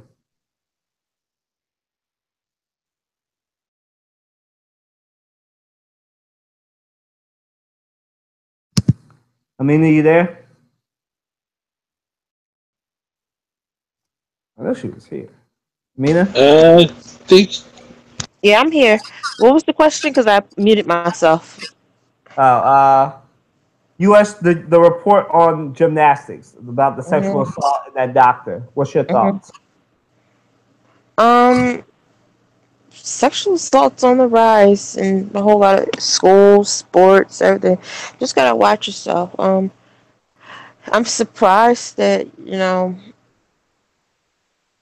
just not with the Olympics team, with the person, but it seems to me that not enough is being done about sexual assault. Like every time I turn around, It's some organization or some group where a person running it, a person that's over a class or something, is doing something to someone. And I feel as though more needs to be done. Like criminal background checks, FBI fingerprints, child abuse clearances is not enough today. It's got to be more. And for it to have gone on that long, people dropped the ball, obviously. Someone should have said something earlier. Maybe it wouldn't have been as bad. The image, so to speak.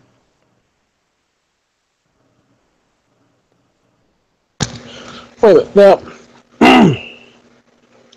first of all, basically, this is how I'm looking at it. You're going to work. The work conditions has to be, for lack of a better term, right.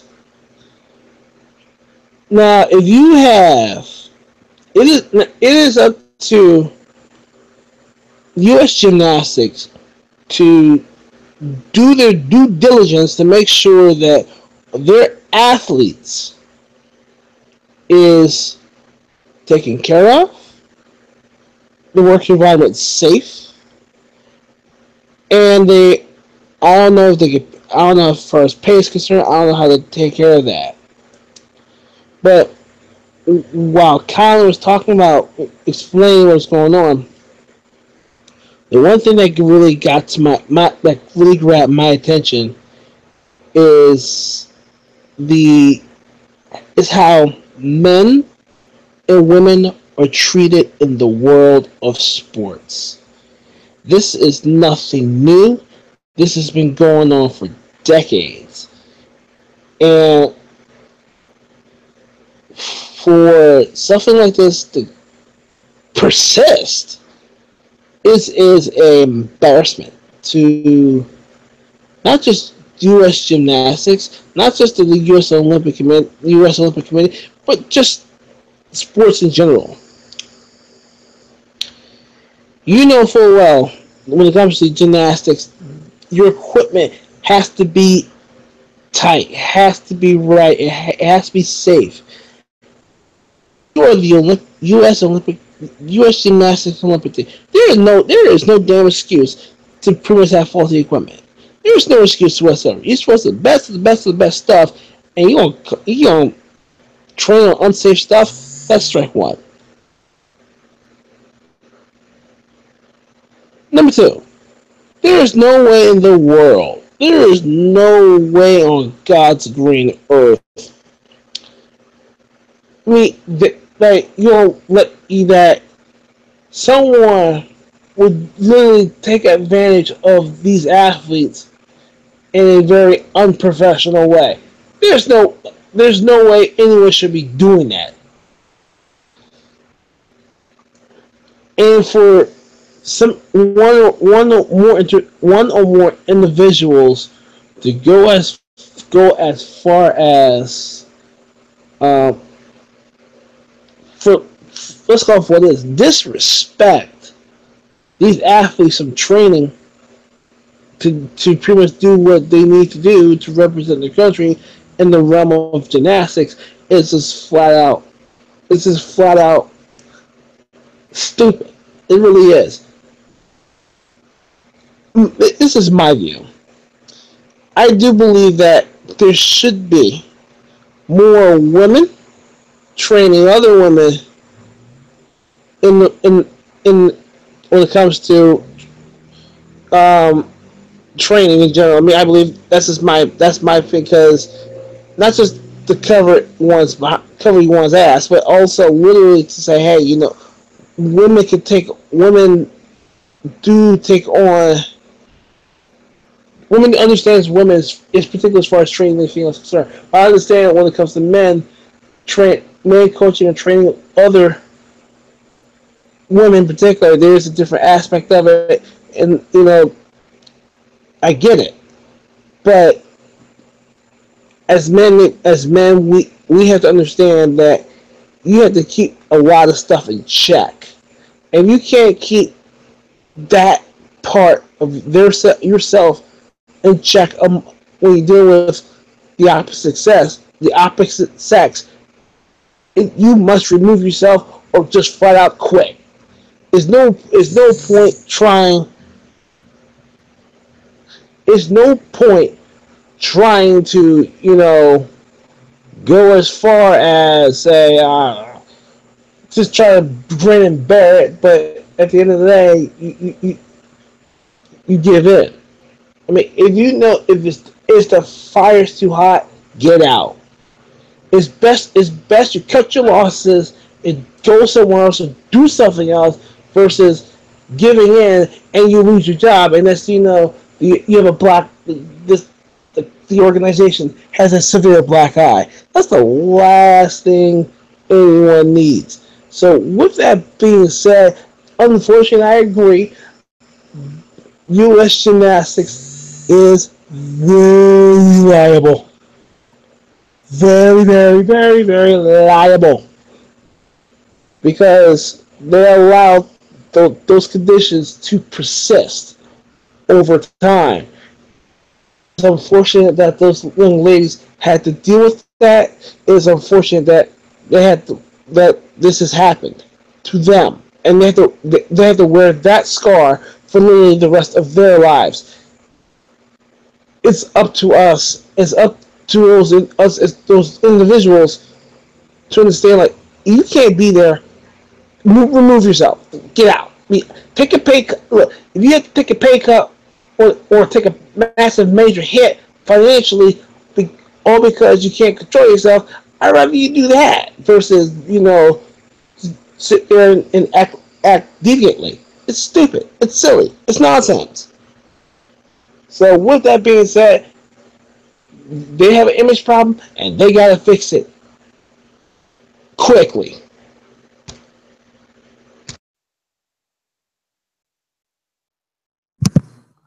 Yes, I agree. I agree with Matt and Amina that U.S. gymnastics. It's crazy because especially with this U.S. Olympic team that just passed, we were talking as a group about this before we went on air, and we were saying how they did the statistics. There he is. There he is. Dre, make sure you what's ever going on in the background. I said just make sure you whatever going on in the background because we're picking it up here. The background noise. I agree. U.S. gymnastics, it's crazy because this,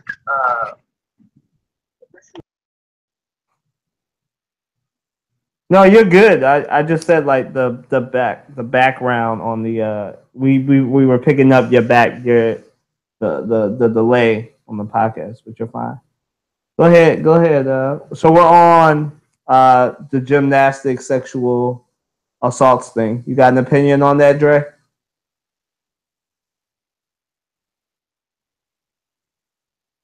All right. Well, until he's ready, I'll go then. Yeah. So the assaults, right? And what's crazy and what really grabbed my attention was they did the statistic and said because they said it was the 84 or 86 team. I want to get my year right, and somebody can correct me if I'm wrong. That brought the lawsuit against Dr. Nasser. He really don't deserve that PhD or MD that he got to be called that. But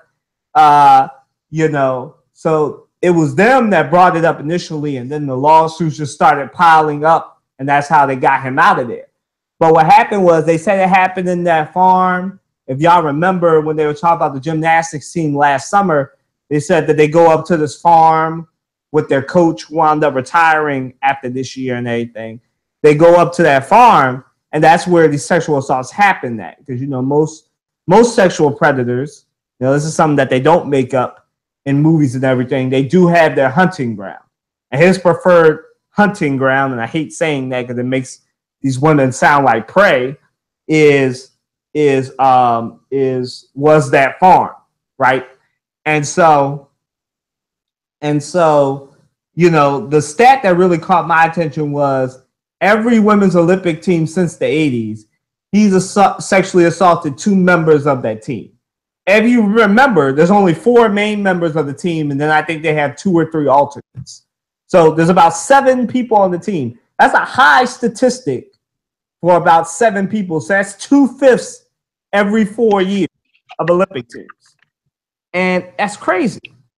And so when I heard that, I was just like, so you can tell me this dude been doing this for 20 some years, like 26, 27 years. He been assaulting women and y'all just hadn't done anything.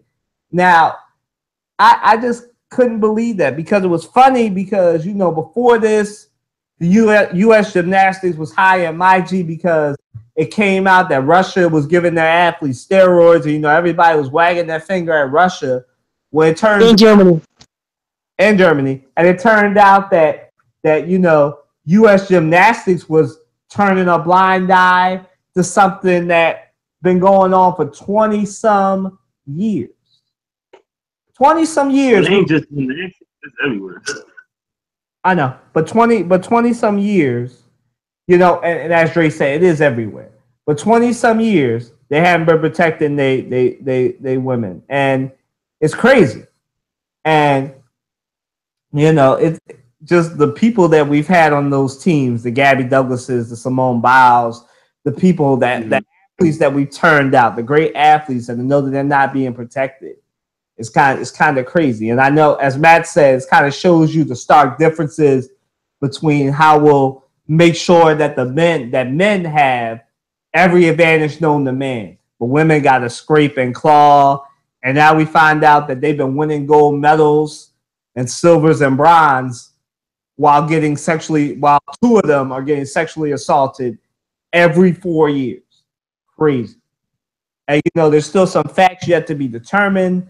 Everything is all speculation right now until he goes to court and goes to trial. And I'm sure that there'll be a lot of, sort of like what happened at Penn State, there'll be a lot of high-ranking people who we've never heard of before because some of us don't pay attention to gymnastics like that. I'll speak for myself. I only pay attention to it every 4 years. I'm not going to be a hypocrite. But, it's going to be crazy. It's just going to be, and I hate bringing it up, it's going to be just like what happened with Penn State. Sexual assault happened, and then you found out everybody knew about it. Everybody that knew about it had anything to do with it winds up in jail. It's going to be crazy, the fallout that's going to happen from that. And really, it really is just crazy. It just shows the strength of women that they deal with all that and are still able to represent this country so well. With an arm of the country that's supposed to protect them, not living up to their job. But I'm gonna let Dre go in. Go ahead, Dre. What's up, y'all? What's up, Mina? Who's Amina? Is that somebody from church? Nice to meet you. That's my friend from high school. You never met. Oh, okay. This your first time meeting. I'm glad I was finally able to get on. It was taking me a minute. I kept trying to go through YouTube. I didn't realize I needed to go through Google Hangouts. What up, Mr. Matt? Yo, what's up? That's like the latest response ever. But anyway, I was listening to what y'all was saying earlier, and I agree with Colin, and I think it was Matt. Yeah, Matt, both of y'all were saying that you don't think Tiger Woods is done. I don't think he's done either. I think I think there's always something left in the tank. Now, is he going to reach that level that he used to be on? That remains to be seen. And it's going to probably take a lot of work to get back there. First of all, he got to get his mental back up there because sports and life in general, if you mentally not prepared for stuff, you're not going to physically do it. So I don't know where his head at right now. Alone and whatever's going on in his life right now. But as far as Stephen Curry getting the $200 million contract, I feel like LeBron. Yeah, he definitely deserved that because on the court, he makes almost every shot he puts up is ridiculous. Like you can try to hate the guy if you want to, but he just makes like ridiculous shots. Like he's hands down the best shooter of all time to me. Shooter of all time, but I definitely think he got the contract he deserves. And I think, like Matt said, you got to keep the salary cap because smaller markets won't be able to compete. Like, and I hear what you're saying, Amina, but they just like I don't care what you do and how you market them, unless you bring more people in the country and get more people in those smaller markets. That's the only way you're going to get like those markets to get bigger, grow the country. But as far as I'm just like, because I really feel like it's only so much money to go around. To be honest with you, like to compete with New York would take years for you to get in that type of level. Like, have you been to New York? That city is like it's crazy. It's on steroids. Like every time I go there, I'm amazed at like the buildings and just the people and just the hustle and bustle. Like it's nothing like that anyway. But what was the question you asked, Colin? The last one. U.S. gymnastics sexual. Oh yeah, the sexual assault against the how they've been treating the women. Right.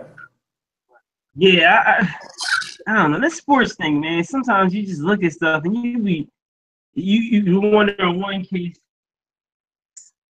because like I'll look at football games and basketball games and I'm like, man, this looks like it's going like a storybook instead of like it's naturally happened.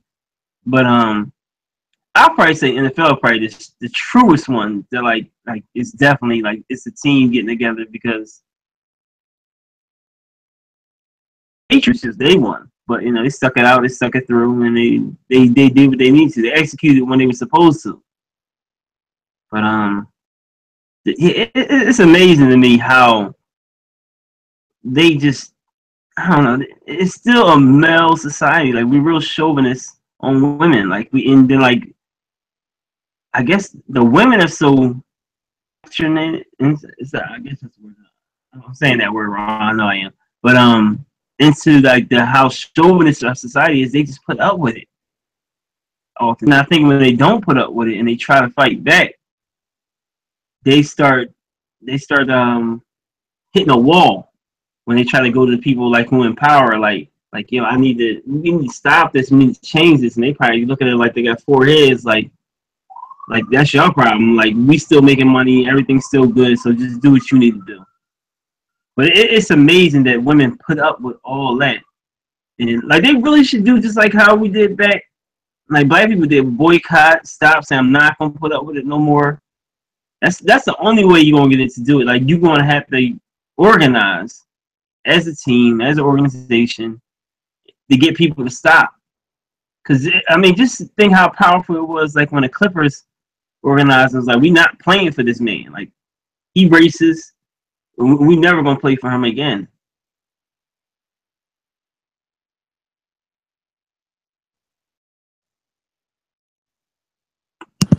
All right, Dre, I hear what you're saying. We're gonna move on. Now we're back to. Well, before we get there, do I want to go one more series? I mean, let's just hit this out of here and get this out of here.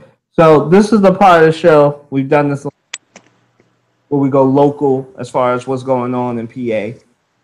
That what flew under the radar last week is I think, and this is why we said a couple weeks ago or a couple months ago that local elections matter. And the PA State House or Senate, try and remember where this law passed at. Some of y'all may have missed it because you know you're distracted by Trump and sports and everything else that was going on last week.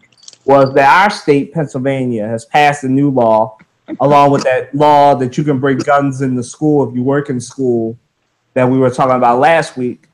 This is just local right now. This is Pennsylvania. What we're talking about right here. Pennsylvania has a new law now that let's just say if, for example, something happens between a police officer and a constituent of Pennsylvania, and you need dash cam footage, you have 60 days to request the dash cam footage. If you don't request the body cam, dash cam, whatever camera you want footage within those 60 days, you'll never see it again. It'll never be used as evidence. It'll disappear. So, that passed in the U.S. Oh, not in the U.S. in the Pennsylvania Senate. So, what's y'all thoughts on that? Go ahead, Amina. I know you probably got something on. 60 days. Okay, let's get this straight. 60 days to get body cam footage. Do you know that footage can be manipulated in less than 24 hours? Um, what they're basically saying is a big fuck you to anyone that's ever been shot, stabbed, beaten, assaulted, harassed, or etc. by a police officer. 60 days. 60 days. That's not gonna happen. The footage should be given to all victims immediately. If something were to happen tonight, it needs to be given no later than right now. They're trying to weasel their way out of situations where they can manipulate footage. They want to delete things. They want to silence the recording so you can't hear it. They want to cover the cameras so you can't see what's going on. Oh, these police officers, they're getting wild. And it's getting to the point where now the police officers are shooting and killing their own black coworkers. These black cops need to get off these police forces. They think that these white cops are their friends. They're not. Black cop not too long ago, just recently, just got shot by his coworker, his white coworker, because said black coworker was thought to be a criminal when he arrived to the scene. So imagine how they feel about just regular black civilians with these footages on these cameras. They don't care about you, whether you got a badge and blue shirt on or not.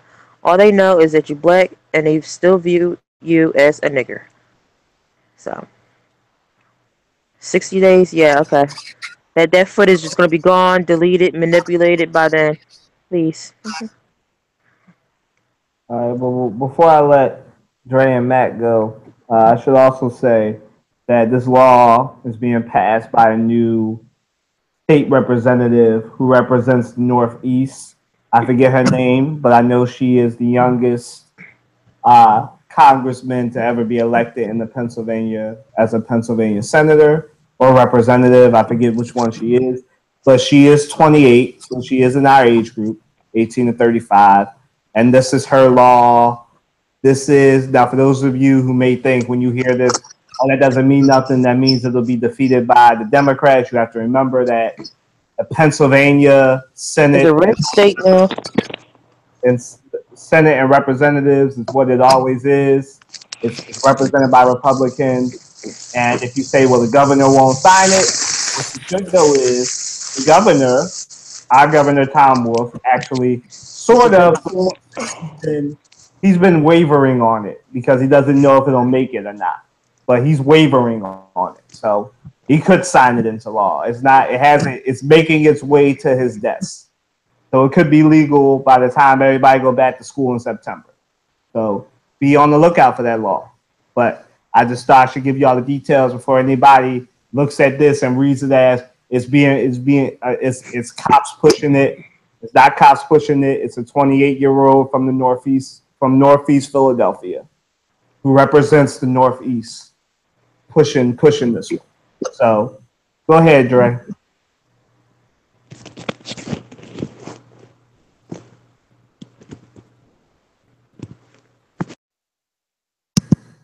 Dre, you there? Yeah, what was it you asked? My fault. Your thoughts on this is the part of the show where we dive into local stuff. So Yeah. there's a law on the books for Pennsylvania that if it passed will allow if something happens, let's just say for instance something happens to you, you want dash cam, body cam footage from a police officer, you have to get it within 60 days after the incident. if this law passed. If you don't get it within 60 days, it disappears. I don't know where it go, but it, you can't get it after 60 days.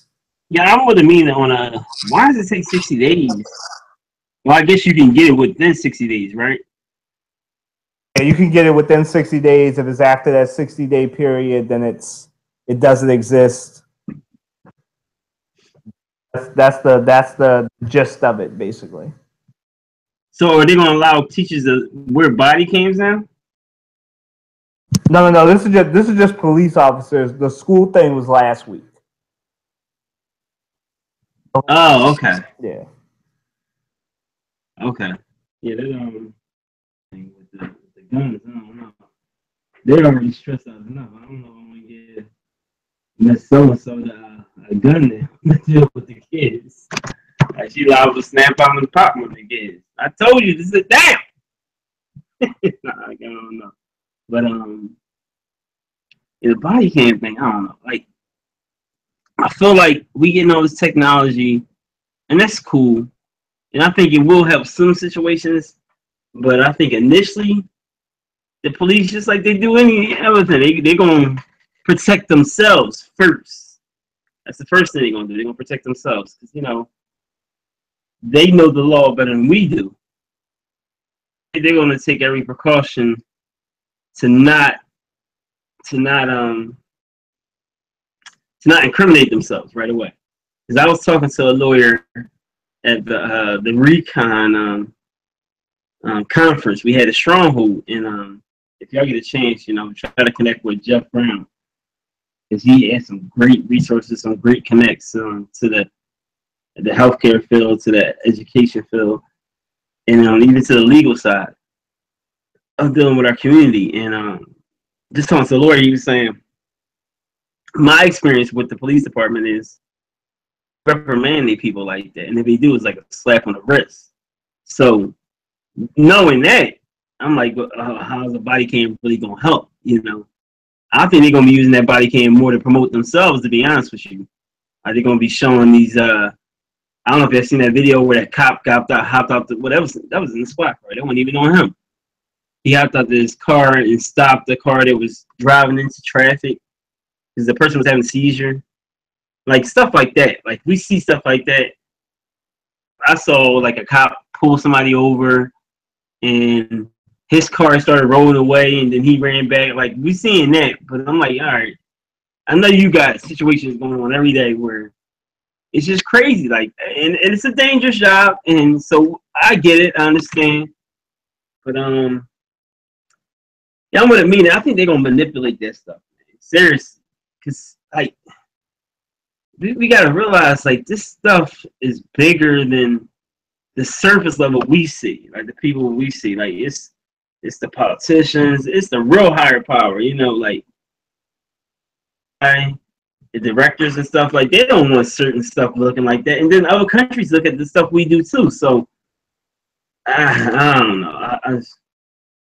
I think it's good, but I think it's going to take a while for it to become stuff to come to light that really should come to light, like the real bad cops. Because imagine they showed us all the bad cops, like, people already think the cops bad enough. So they start showing us all the bad, oh man, people probably going to revolt. And like, I ain't never calling the police, and I ain't trusting none of y'all ever again. We already got people like that, but it'd be a larger number. We really need to see.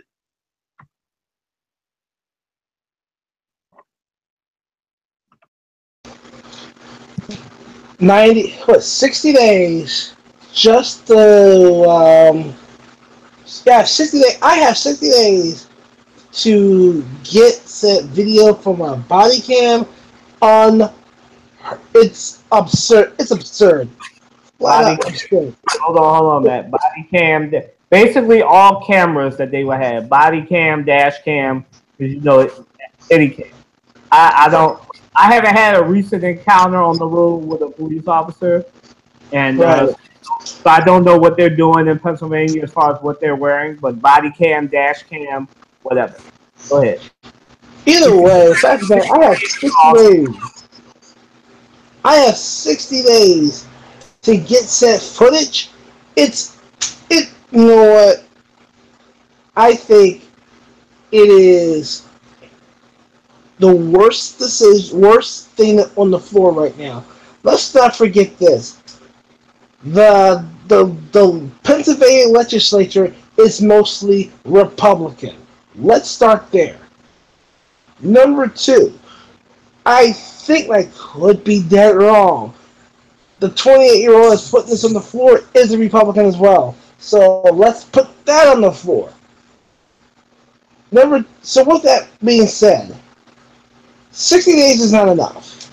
You already know that police trust is a pretty good low, and to say, okay, you have 60 days to get the footage, I don't think so.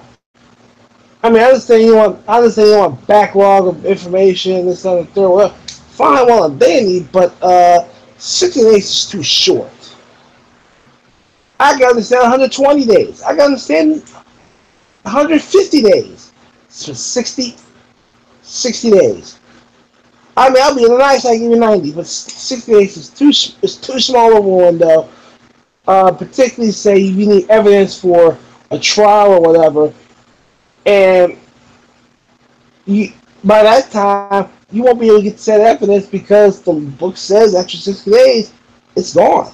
So, with that being said, even from a trial standpoint, 60 days is too small of a window. It's very too small of a window, and I really do believe that that bill needs to be reworded, not even reworded, needs to be re-examined, because it does put a strain on everybody, including defense lawyers or those that are prosecuting. It puts a really big strain on that. So it has to be reviewed all over again, because it like, some people that I agree with me and Dre, but the fact that it's pretty much like cover your ass bit if you're a cop. But at the same time, it's like, you know what? You need transparency. The transparency is desperately needed in the hood when it comes to the relationship between cops and neighbors. So 60 days is too short. If you want a maximum of anything, it should be at least 120 to 150 days if you want to put a maximum on it, but not 60.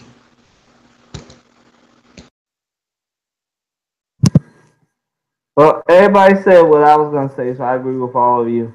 But to wrap it up, I think that obviously I think that's a bad, for transparency's sake, and I'm not just saying it's a bad law because, obviously, cops have a job to do and we all want to get home and everything. But it's a bad law, as Matt said, and he put it in great terms, for transparency's sake. A lot of people have different things happen to them. Now, obviously, this is not just for black people. Everybody has an encounter with police. Some people's encounters are more positive, but everybody's going to have that situation where whatever, they might need dash cam or whatever footage to prove that either they weren't doing it or they did do it, whatever. And that 60 days is not long enough. In Pennsylvania, they try that stuff, and it's horrible. Unfortunately, as we put it last week, we do live in Pennsylvania, where, for those of you who don't live in in Pennsylvania, we call everything that's not Philadelphia, Pittsburgh, and Harrisburg, and Allentown, and Reading to a lesser extent, Pennsylvania, because everything else is just nothing but trees and very conservative outside of those 5 or 6 areas that I just mentioned, right? And Scranton too, because after you get past Scranton, there's nothing but trees. And it's crazy that that's a bill, and as Dre pointed out, this is why local elections are important. Whether it's Democrats or Republicans, it is important to remember that the stuff that affects you is the local stuff. Like we just pointed out, and we're just doing our due diligence here because most of us live in Pennsylvania, and we have Trey who lives in Delaware. So we definitely try to keep it to keep it, Pennsylvania and Delaware focused. But I need y'all to definitely take this as an example and pay attention to your whatever goes on in your area, because this is important, right? And so to that point, the person, as Matt pointed out, is Republican. She does represent Northeast Philadelphia. I don't know her name, but I know she's 28 and she represents Northeast Philadelphia. And so I'm not going to screw her as a politician because she does not represent my area. But it's kind of indicative that these politicians are actually weighing that and everything, because a powerful lobby is the FOP. A lot of us have seen that because the FOP, a lot of the bureaus of police, the FOPs, supported Donald Trump. So the FOPs are very political, and they have a very, very strong political lobby. Everybody wants to protect the police, and when you hear law and order, that's usually not a good sign. If somebody says, I'm for law and order stuff, that's the new way. Those of you that are not up on your history, law and order is the new way of saying, I want to make sure that, the rule that we have, that the stuff that we do disproportionately affects minorities. That's the new way of saying it.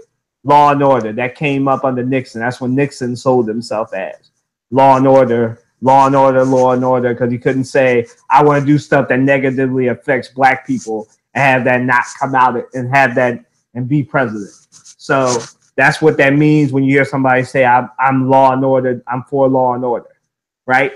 So the 60-day stuff is, as we said, arbitrary. It's a bad way. Everybody should be against this, just because hiding stuff after 60 days does not bode well for you trying to have good community relations and saying, we want to be transparent.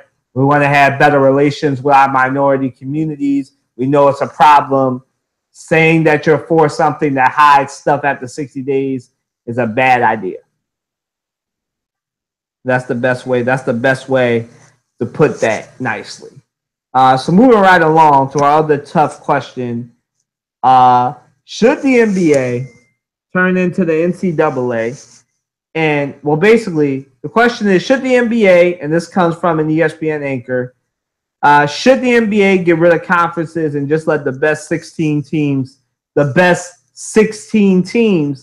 play each other for the postseason? And I'll start, and then we'll go down the line.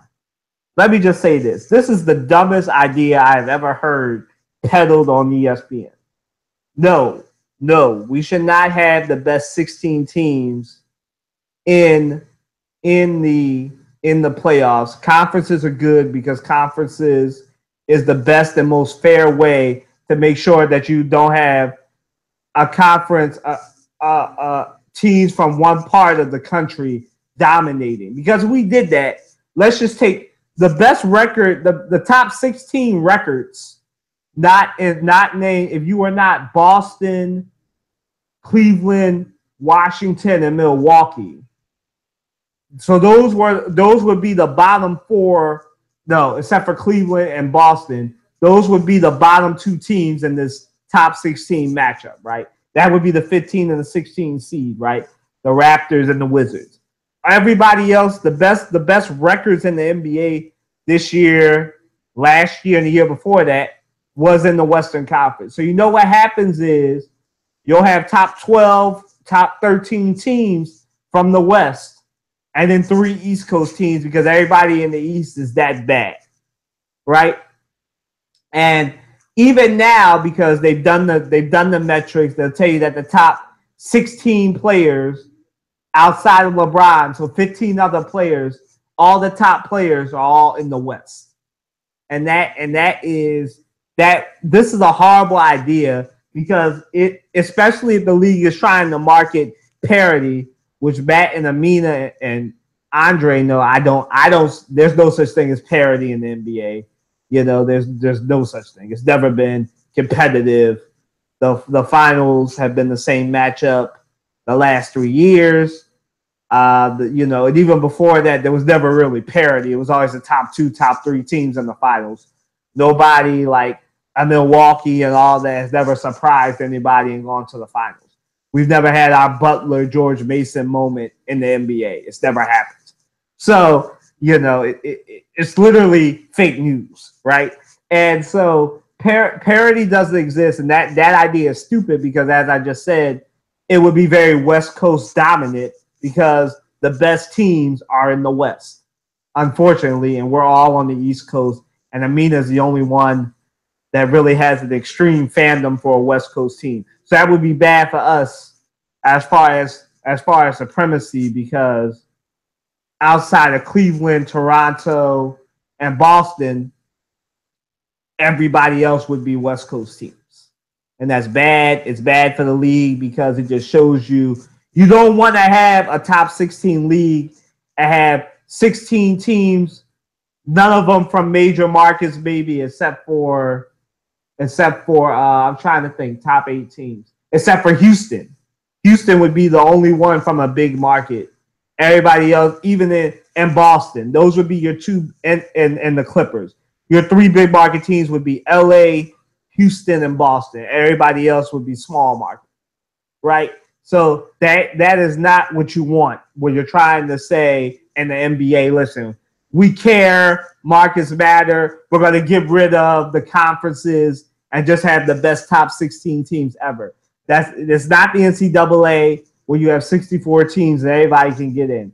That doesn't work. That's not going to work in the NBA because the talent is even more now, is very congested in the West Coast. And in the East, you have the Cavaliers and everybody else is young and up and coming in the East. It's not going to work. It's going to get rid of – it'll work for me because it'll prove my argument that there's no such thing as parity or competitive balance in the NBA. It'll help people like me, but it won't help the NBA as far as marketing and getting more people to watch the NBA. It doesn't work. Go ahead, Matt. Okay. I don't know. It's probably the fact that ESPN are running out of ideas, or they really don't want to cover baseball right now, or they just can't wait for football season right now instead to make something up. I don't know. The fact of the matter is simply this: for anyone to say do away with the conferences and let's just have at it, I swear they must be smoking too much crack. Okay, sniffing way too much crack. Okay. First of all, you have to remember, in the '90s, the East was the heavier conference back in the day. Let's not forget that the East was heavy because everyone was trying to beat Michael Jordan. Now, fast forward to today, it's West heavy, and as a Sixer fan, we're going to playoffs. Bottom line, because everybody's going to the West now for some strange reason. And to sit here and say that to do away with the divisions and just say, you know what, top 16 have at it, it's like saying, you know what, take away all the conferences in football, let the top 12 teams have at it, and see what happens. It doesn't work that way. Now, the NBA is the NBA. It is what it is. The NHL is the NHL. They have their thing. But with that being said, I'm not going to entertain this because this is flat out stupid. I'm just not.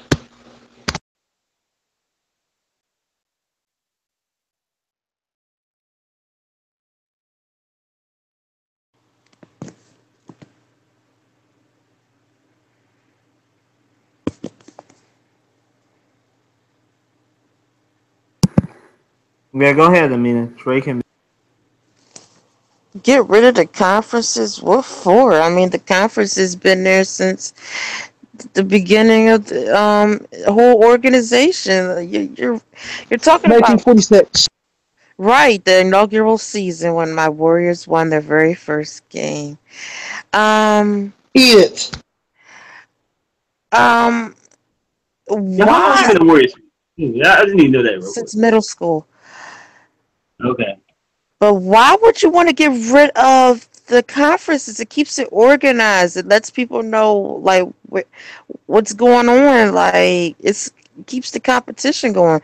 Well, it's not too much competition right now, but like why? Like whose idea was that to even think of that? Like get rid of the conferences so you basically want the top seed teams to play and just say fuck everyone else. No. Even though some teams will never be anywhere near good for several years, they should still have a right to play. They should have a right to show the people what they're made of. Don't get rid of the conferences. I mean, no. Mm-mm. Keeps it all organized. Keeps it all straight. I don't know whose idea that was, but hey, less power to them for that. Ray, go ahead. I think some of the conferences should be reorganized because like they'll have like I don't know. I'm trying to think of one team, but like they'll have one team that's in the AFC that's on the East Coast, and I'm like, why are they on the AFC? Like, they should be in NFC. Like all the East Coast teams should be in NFC, and all the West Coast teams should be in the AFC. I think it's organized good in the NBA. As far as the I don't really pay too much attention to it. But yeah, that's but you can't. Like, I'm with me. You can't get rid of the conferences. I think because that alone gives you a little bit of bragging rights. We the best in the Eastern Conference. Like we won that championship. Like nobody was beating us in our conference, and I like that. I think if you get rid of the conferences, then it's like you going against everybody, and it won't be as organized, and it won't be as Structure. it won't be as good for me. So the structure won't be right.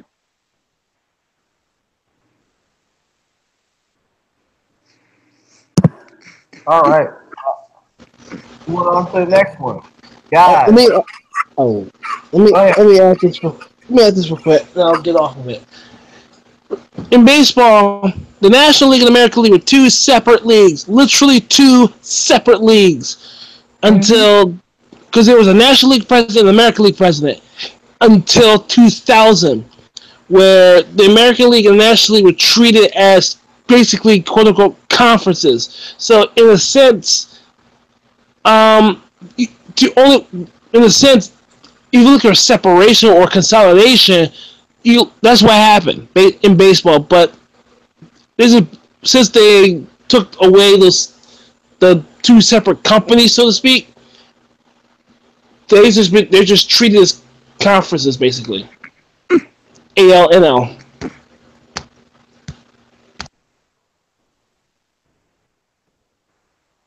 Let me shut this down by saying this, right?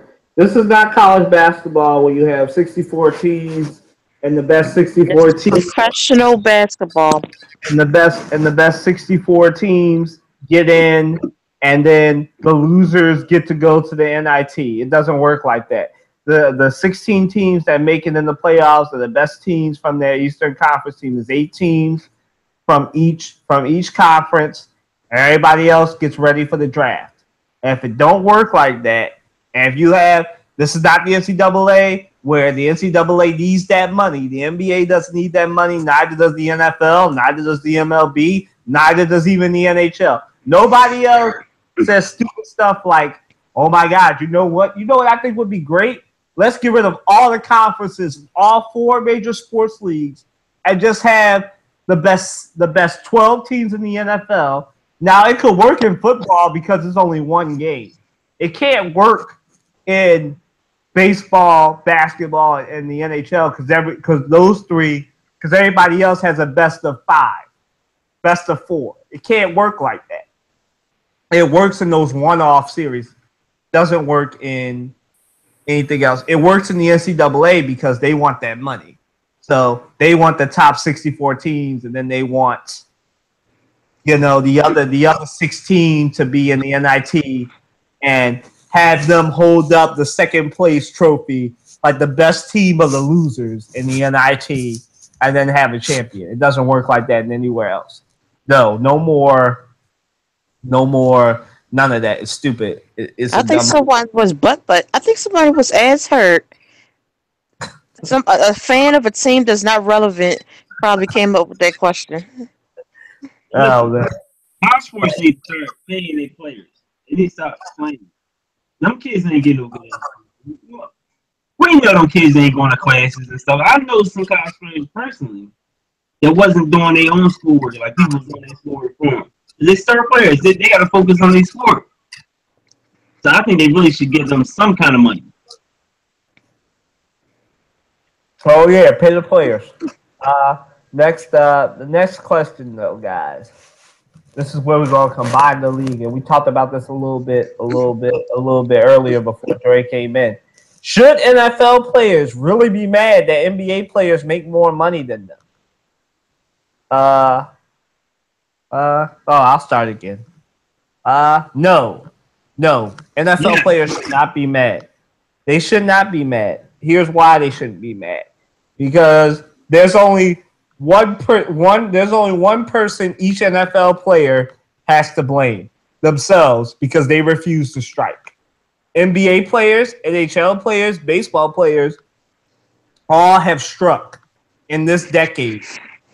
The NFL's last strike was in the 80s. It's 2017. No, the NFL players are the people that they're the most. I will say this: I love football, but some NFL players are the most selfish players in the sports world because they only think about individual. If they were really about getting their money as a unit, they would strike. Now, the collective bargaining agreement for the NFL is up this year. At the end of this NFL season, it's up. Strike. If you're really about that life, if you really want to be making $23 million guaranteed like JJ Redick, if you want $201 million over 5 years like Steph Curry, you know how Steph Curry, JJ Redick, and all them people got their money? That strike in 2007, 2006 by the NBA when they had that full lockout. And somebody can correct me if I'm wrong, because I know it happened between 03 and 06 that the NBA struck, because they had the most recent strike. It was a lockout. Yeah, the lockout. So they had a lockout. The last lockout in the NFL was the referees. You see, the referees got their money, right? The referees got their guaranteed money. Why everybody getting guaranteed money but the players? Because they don't strike. The NFL players have the least most powerful players union out of all the 4 major sports. Why is that? Because they give in. Listen, if Tom Brady, Aaron Rodgers, Cam Newton got together and said, guess what? We striking. I'm not playing. You know, like all the top players, they need a real leader, though. And they need somebody that's good to be their leader. They can't have, like, I don't know, like Nick Foles being their leader. They need somebody who's great to be their leader. Listen, Richard Sherman was speaking up. I said this a long time ago on this podcast. Like, Richard Sherman has been speaking up, but they need more than just Richard Sherman out here saying, listen, we need to strike. They've been laying the groundwork for the last 2 years. But will they actually strike? No, because really they get these contracts and they make people believe that they're getting money, but really they can get cut after a year or 2 years. So it's really not. Yeah, Richard Sherman's not good enough. You need somebody that you don't hear from on this topic to take it, like J.J. Watt, somebody like that, somebody changing the game. You get him to do it. I like the NFL. Yeah, I like the NFL as much as anybody else. But what I'll say about this is this, right? 82 games, and if you count the playoffs and the finals, 102 games for NBA players. First off, let's be real. Of the 4 major sports, only 3 of them are international. That's why NBA players, NHL players, baseball and soccer players, even though we don't really count soccer as a major sport here in the United States. That's why they all get. That's why they all get money, right? Whereas the NFL is just North America, United States and Canada, and that's where they get their money from. That's why everybody else makes a lot of money globally, and the NFL has circular money, whereas it don't go anywhere. Like the NFL is trying to conquer China and Europe, and it's not working. But they're not going to get their money unless they strike. And ultimately, like I said, NFL players have nobody to blame but themselves because they're individualistic. And I would be individualistic too if I know I only have until the age of 30, 31 years old before head injuries start. And that's all the more reason to strike. My body going to be cracked when I'm done. I'm going to have all these concussions. I might kill myself. But that's the thing, Andre, and I agree with you. But they don't think like us. That's why I said they're individualistic, because they don't, it hasn't occurred to them that, I only got to the age of 30, 31 before them concussions show up. And you make a very good point too. You make a very good point, because it's like I'm not for striking. My thing is, as someone who's been a union person, I'm not for striking, but if it should be the last and final resort to strike for any reason. Now, with that being said, I'm like this. Now we have, like you said, evidence and research about past NFL players with concussions and everything else. Plus, you got non-guaranteed contracts, and full darn well that the average lifespan of a football player is about 29, 30 years old. That's just particularly if you're a running back, it's 28. Other than that, I'm not a fan of striking. But you know what? Full darn well the NFL is raking in at least multi-billion dollars with a B. Billions with a B. Multi-billion dollars per season. And and the owners are just raking in the bread with shared revenue and everything else. And you're telling me, with 50, mind you, you're dealing with 53 football players, a boatload of coaches, trainers, and everything else that you got to pay as an owner.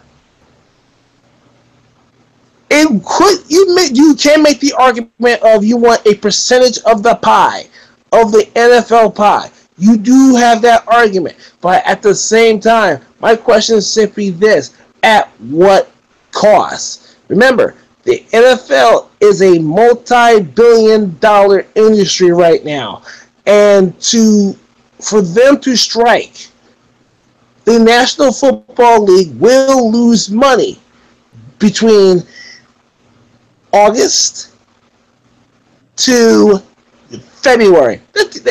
You go right ahead.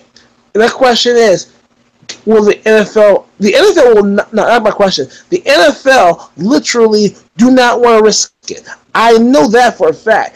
And the players union don't want to risk it. That's why you're seeing, not a whole lot of noise being made right now, because full darn well that pie is getting bigger and bigger and bigger every year. You know it. It's like we all said, it's a circular sport. It's a very circular sport. Unlike baseball, basketball, hockey, and soccer, which those sports transcend the world. This is a circular sport here. This Canada and the U.S. And as far as one is concerned, the bottom line is simply this: that pie is getting bigger every year, and I think the Cowboys now is worth $1 billion. And also, believe it or not, you remember, the NFL is making a lot of teams, such as the Los Angeles Rams / Chargers, big, giant, huge, palatial homes that, in my view, makes no cotton picking sense. It really don't. So, NFL is going to make money hand over fist. But my question is it worth striking trying to get a piece of that pie? That's where I'm at right now. If you want to strike, strike for the right reasons, but do it as a last and final resort. Because if you do, not only the league will lose money, the players will lose money as well. So think long, long, hard about this. Is it worth risk? Is it worth the risk to lose money in order to get part of that pie?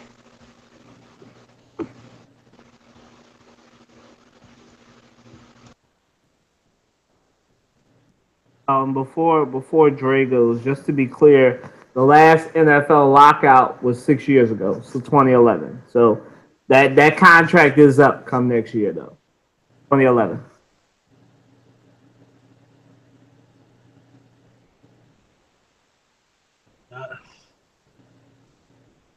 Yeah, I don't know what to say about the NFL players, man. It don't make sense to me. Like, y'all the ultimate team sport. Like, you cannot win an NFL Super Bowl without y'all being a team. Like, special teams has to play well, defense has to play well, and of course, offense has to put some points up on the board.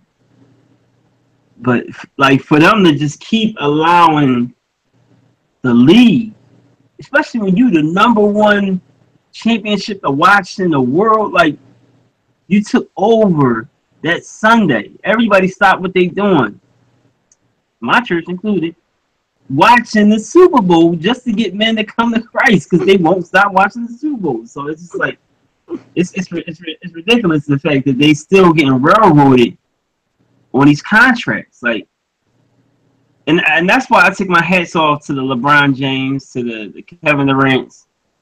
And you can't be mad at Kevin Durant if you respect LeBron James' move, because the players have taken control of their own destinies. You know what I'm trying to say, destiny. As far as what they like, who they want to play for. I'm gonna get this chip, and just to get MVPs, like, because we all know it's all about winning that championship. But they definitely got to strike. That's the only way they're gonna get paid, because give it to them. Like, if you want something, you gotta go get it. You can't expect for somebody to come save you and you're not even saving yourself.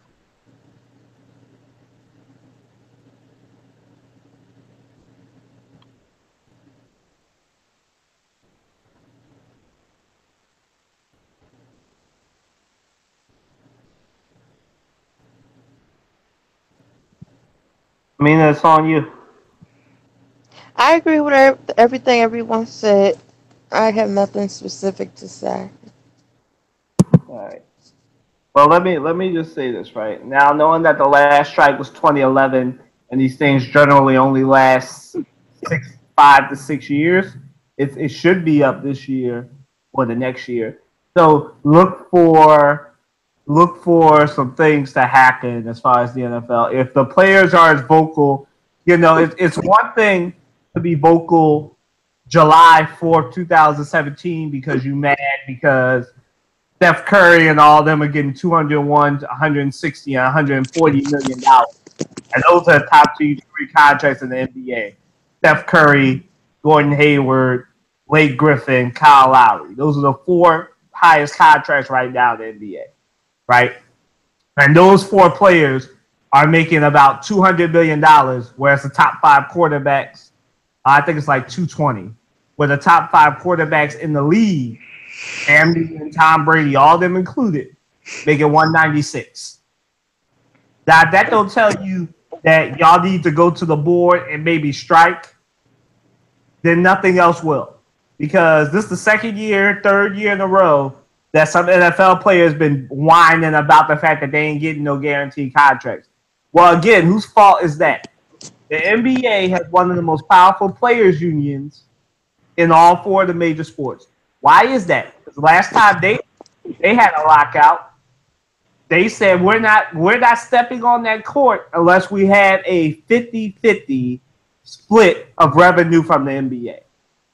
That's what they wanted, and that's what David Stern gave them. 50-50 split from, they had the owners by the balls. They said we're not playing.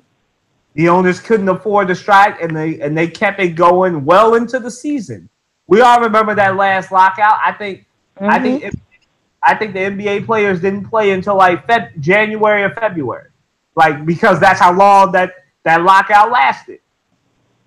And for real, that's what the NFL players will have to do. They will have to do a lockout that doesn't end Columbus Day. No. If you go on strike, strike. If you're not going to strike, I know Matt says let that be the last option. Whatever. Listen, y'all know that pie. Y'all know the NFL makes $14 billion a year. That's what it's been making the last 3 years.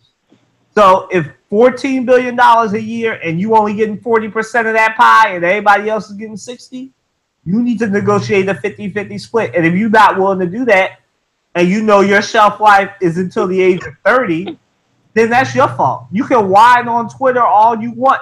You can't be mad at NBA players, at LeBron James and Kevin Durant for saying, listen, it's a players' league. We're not going to be like Michael Jordan, Magic Johnson, and Larry Bird. We're not going to let these owners tell us what to do and limit our money. Until y'all do that, it don't matter. Richard Sherman and the rest of them can whine on Twitter all they want. But until those bigger-than-life personalities take control like Chris Paul, Kevin Durant, and LeBron James did, then you're nothing more than a famous Twitter troll. That's all you're doing. Like, you're crying on social media. You're doing what the rest of us do. We cry on social media. Like, either do something, like put up or shut up, strike, or continue to limit yourself and limit your earnings and have to rely on endorsement deals because that's all you're doing. Mouths don't get fed. Yeah. And also, I say this too: do not do what baseball did in '93. What baseball did, their strike started in the middle of the season. No World Series in 1994. There was no rules. There was no World Series in 1994. Literally, that strike happened in the middle of the season, and they lost a lot of baseball fans that will never come back. Now, if you were the NFL, if I were you, don't do what baseball did and alienate your fan base over $13 billion. You make money hand and fist, and my thing is simply this: you're one of the strongest fan bases in sports. You screw it up, that'll be the death of you. All right. So moving on to our last two topics because we're getting into the next day. We haven't done that in a while this podcast. But to the question that's going to dominate the NBA season this year, will LeBron leave Cleveland? Go ahead, Amina. Mm-hmm. He's leaving. He's not coming back.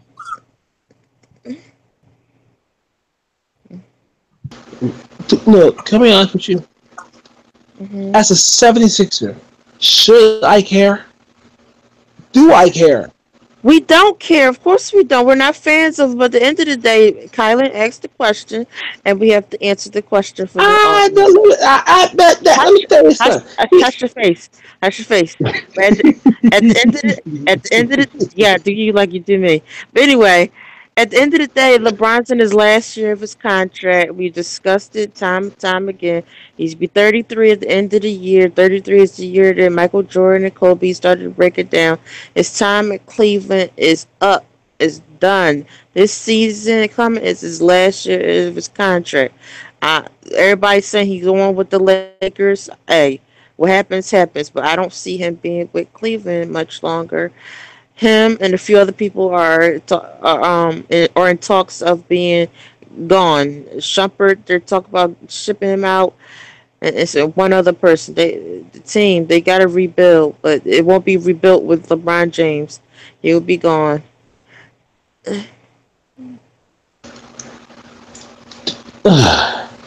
Since I will have to answer this question.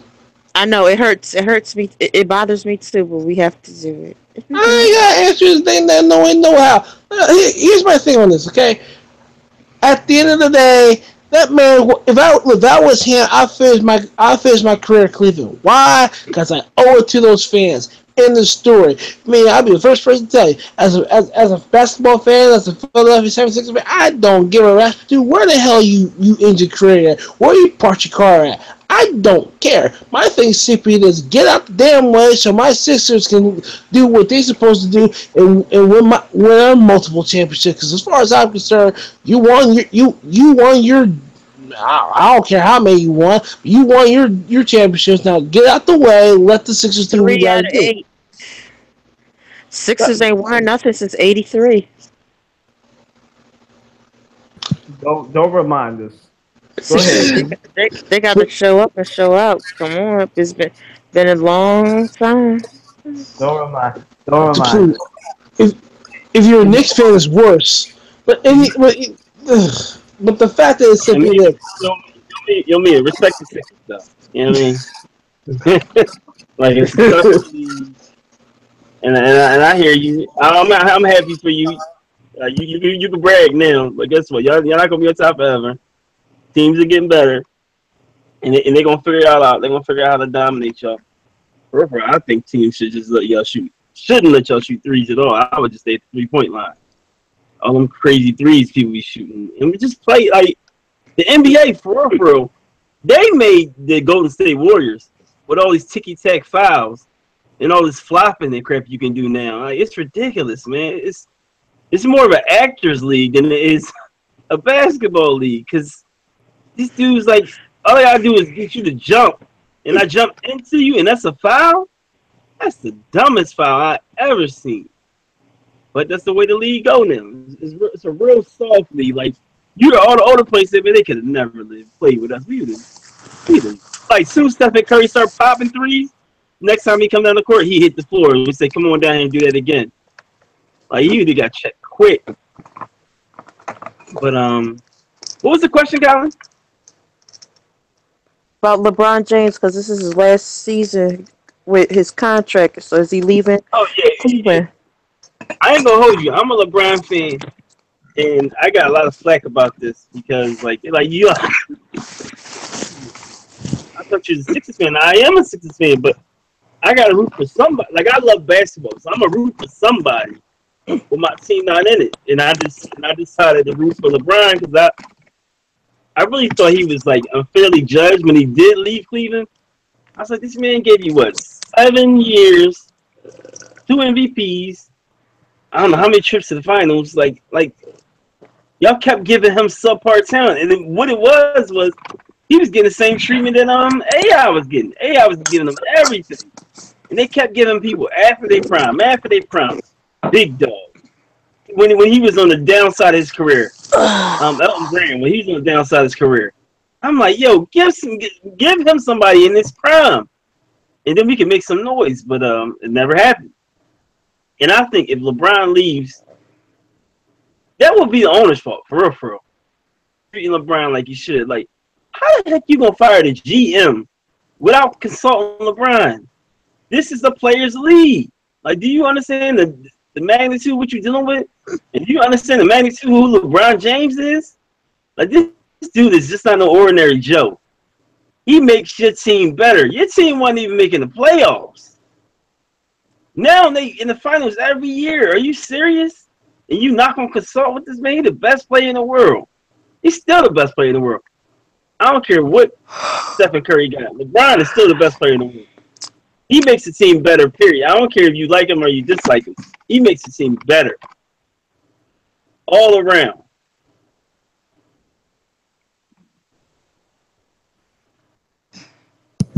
Listen, let's keep it 100.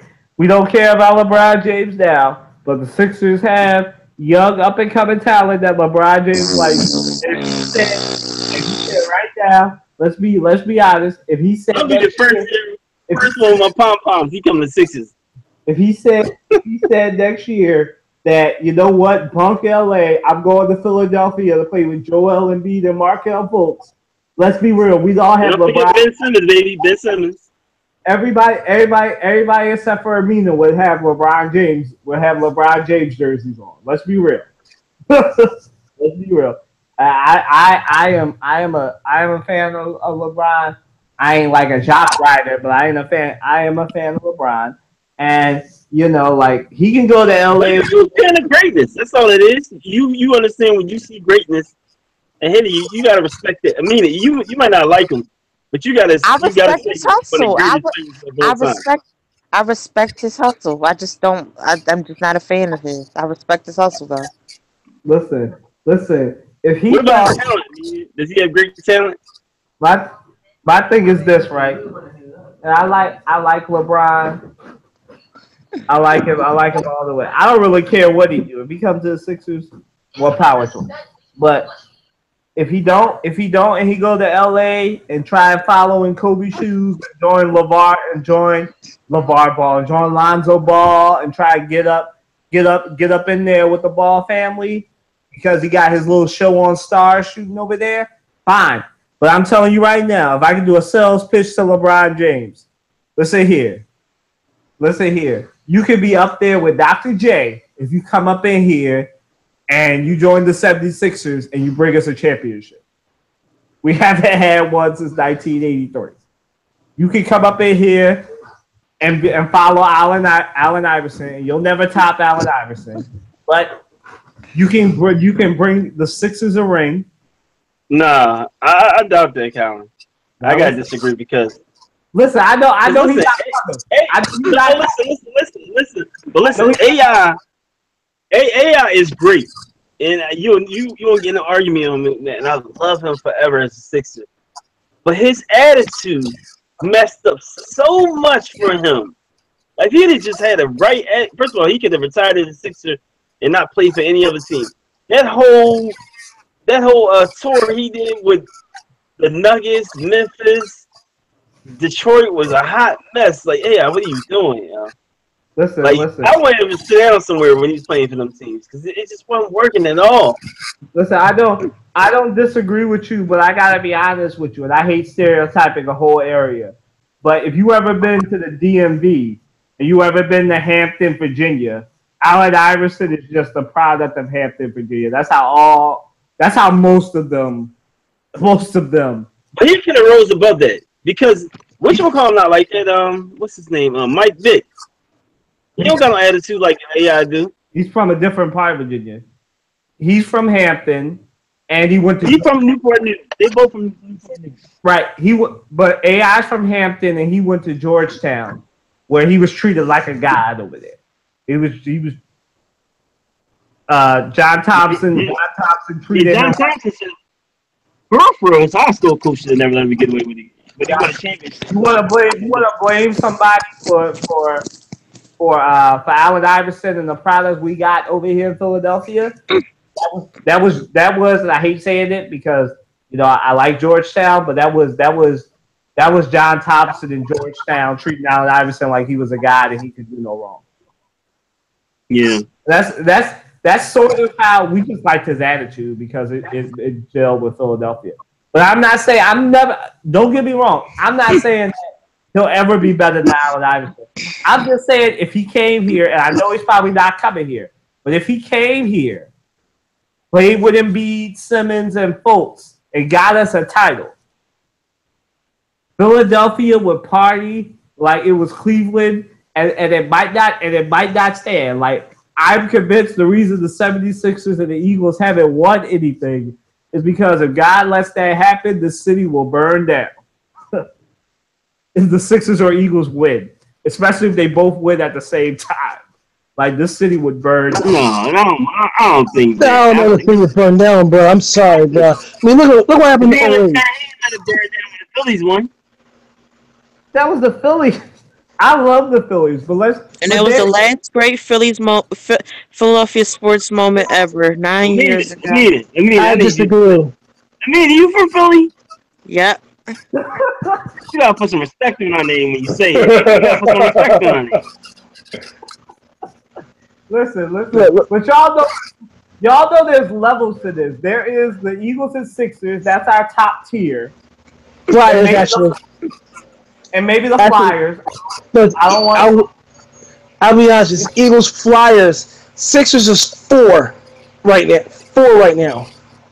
Well, they actually are 3. I don't like. I don't know. It's Eagles, Sixer, Flyer, Philly. I'm just talking about its overall like cultural city significance. Like, I'm gonna be honest. If the Flyers win something, I'll celebrate, but I think the city will stand. But if the Sixers and the Eagles win something, just because of like the multicultural diversity of the fandom, the city would burn down. Like if the Eagles won, the city would definitely burn down. But So then are the Flyers. if a couple months later the Sixers wound up winning something within these next 2 to 3 years, this city would burn down. I'm telling you right now. Because I'm pretty sure that the Eagles and Sixers are going to be in Super Bowls and finals coming up very soon. And so if that happens and they both wind up winning in like the next 3 to 5 years, the city will burn down. I'm telling you now, the city will burn down. And I'll be right there. Like it'll be just like Cleveland, but it'll be on a higher level. Like if they win. But I digress. Like I don't think LeBron's coming here. I think he's headed to LA. But if he does decide to stay on the East Coast, he only can really go to 1 or 2 destinations with the young talent and everything that he likes. Because he likes having young talent. And the Sixers have the youngest talent in the league. And then followed by Minnesota. And I doubt he's going to Minnesota. So, But, that's great. Speaking of the Sixers, and this is our last question, and we're gonna end up going to Friday. I was about to say Saturday. Do the 76ers have something in Markelle Fultz? Go ahead, Dre.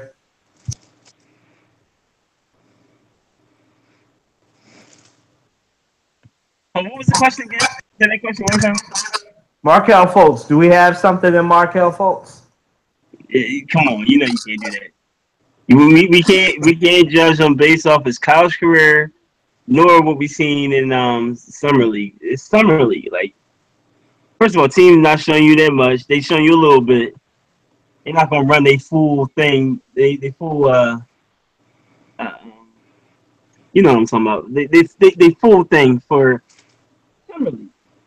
And you playing nothing but summer league players. Like you're not playing the pros.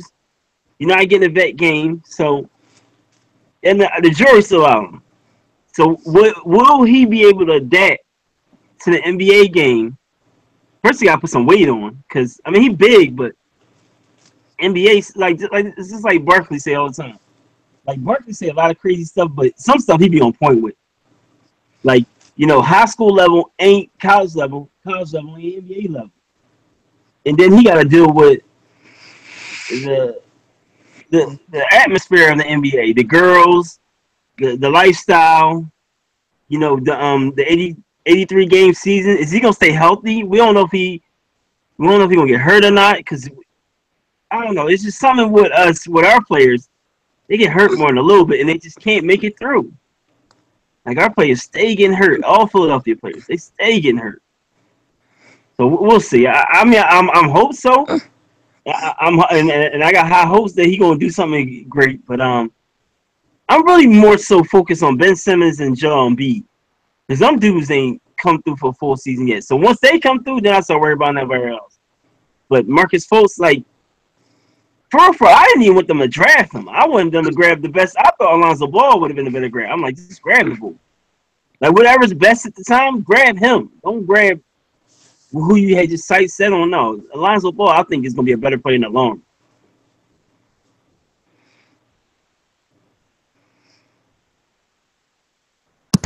run. Well, I agree with Dre on this one.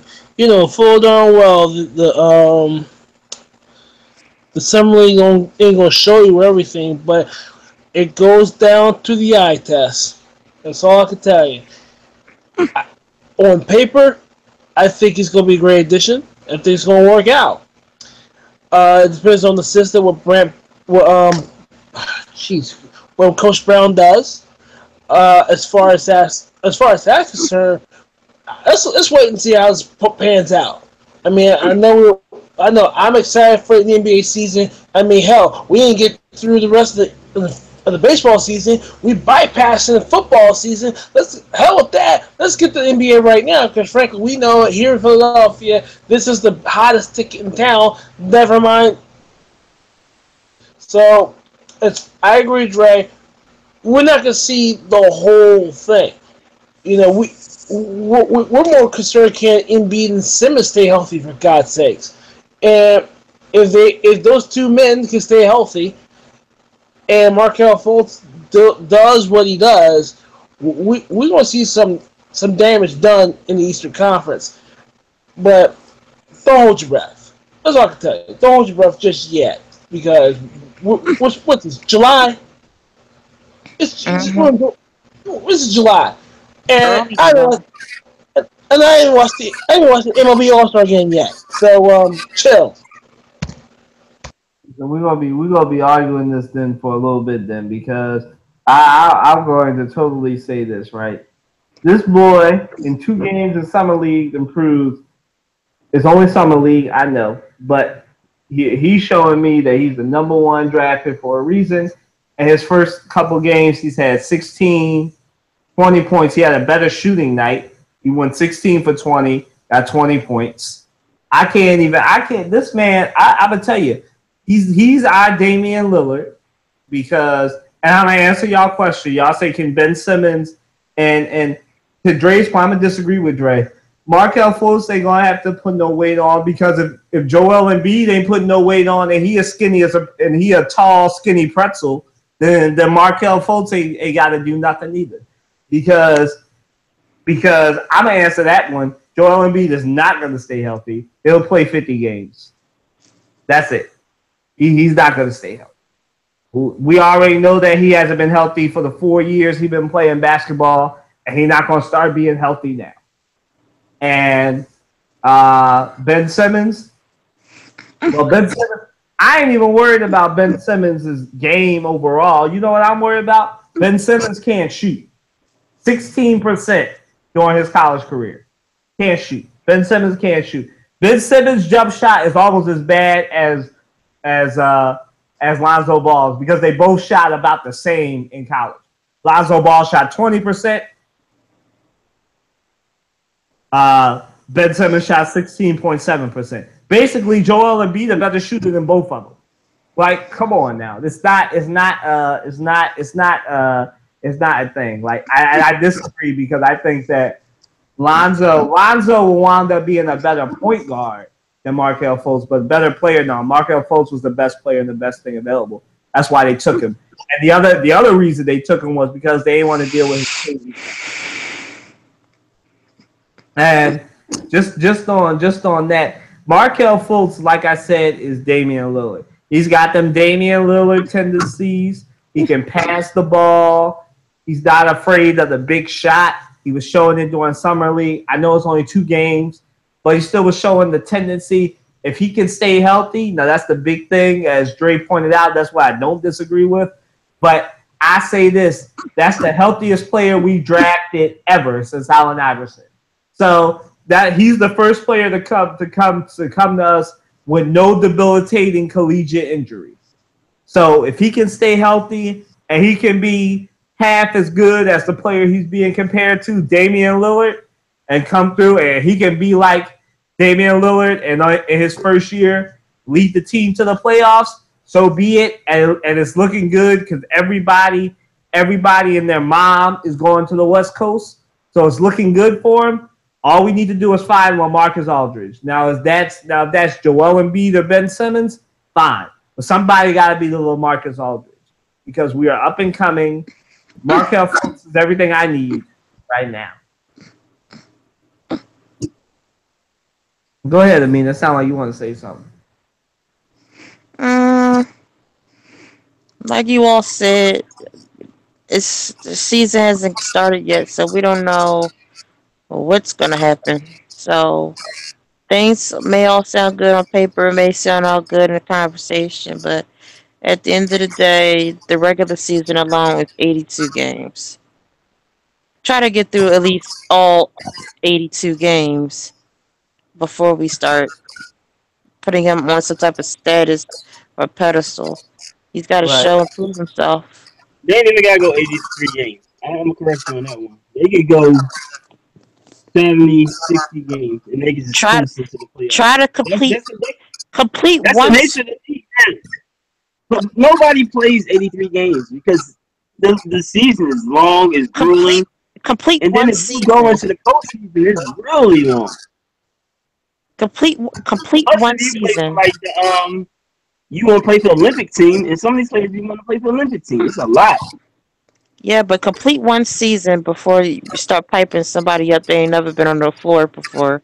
So I agree with you on that. just Listen, let's just chill with it until the season gets underway and to see what type of player he is on the court for the real games during the season. listen, all I can say is this, right? As far as the Sixers, they're okay with Markel Fultz right now in 2 games. The Sixers need to worry about Ben Simmons' shooting ability because I saw that YouTube video of that half court shot, and let me just say this: anybody can get lucky making half court shots. And as far as Ben Simmons, I want to see you hitting jump shots because you got a lot to prove to me. Only shooting 17% during your whole year of college. So if that's what you are in college, and you coming into the pros and you got a whole year off, boy, you better be able to make some jump shots. That's all I got to say. And as far as Joel Embiid goes, stay healthy, get some weight. It sounds like everybody in the Sixers organization needs to put on some muscle. So put on some more muscle and stay healthy. And yeah, that's it. Well, guys, thank you all for showing up and being with us. It's 12:06. I know this hasn't happened in a while. We haven't been able to go a full next day. Start one day, end on the other day. So happy Friday of the short week, y'all. Have a great weekend. Yeah, have a good weekend. Thanks to Amina, Matt, Dre, first timer. I hope you had fun for the back end of these things. But yeah, thank you all for joining us. Crossover Sports Podcast, episode 39. Remember, realist sports, pop culture, entertainment, hot takes, political hot takes you're ever gonna get during your week. So thank you all so much. Have a great weekend. Deuces.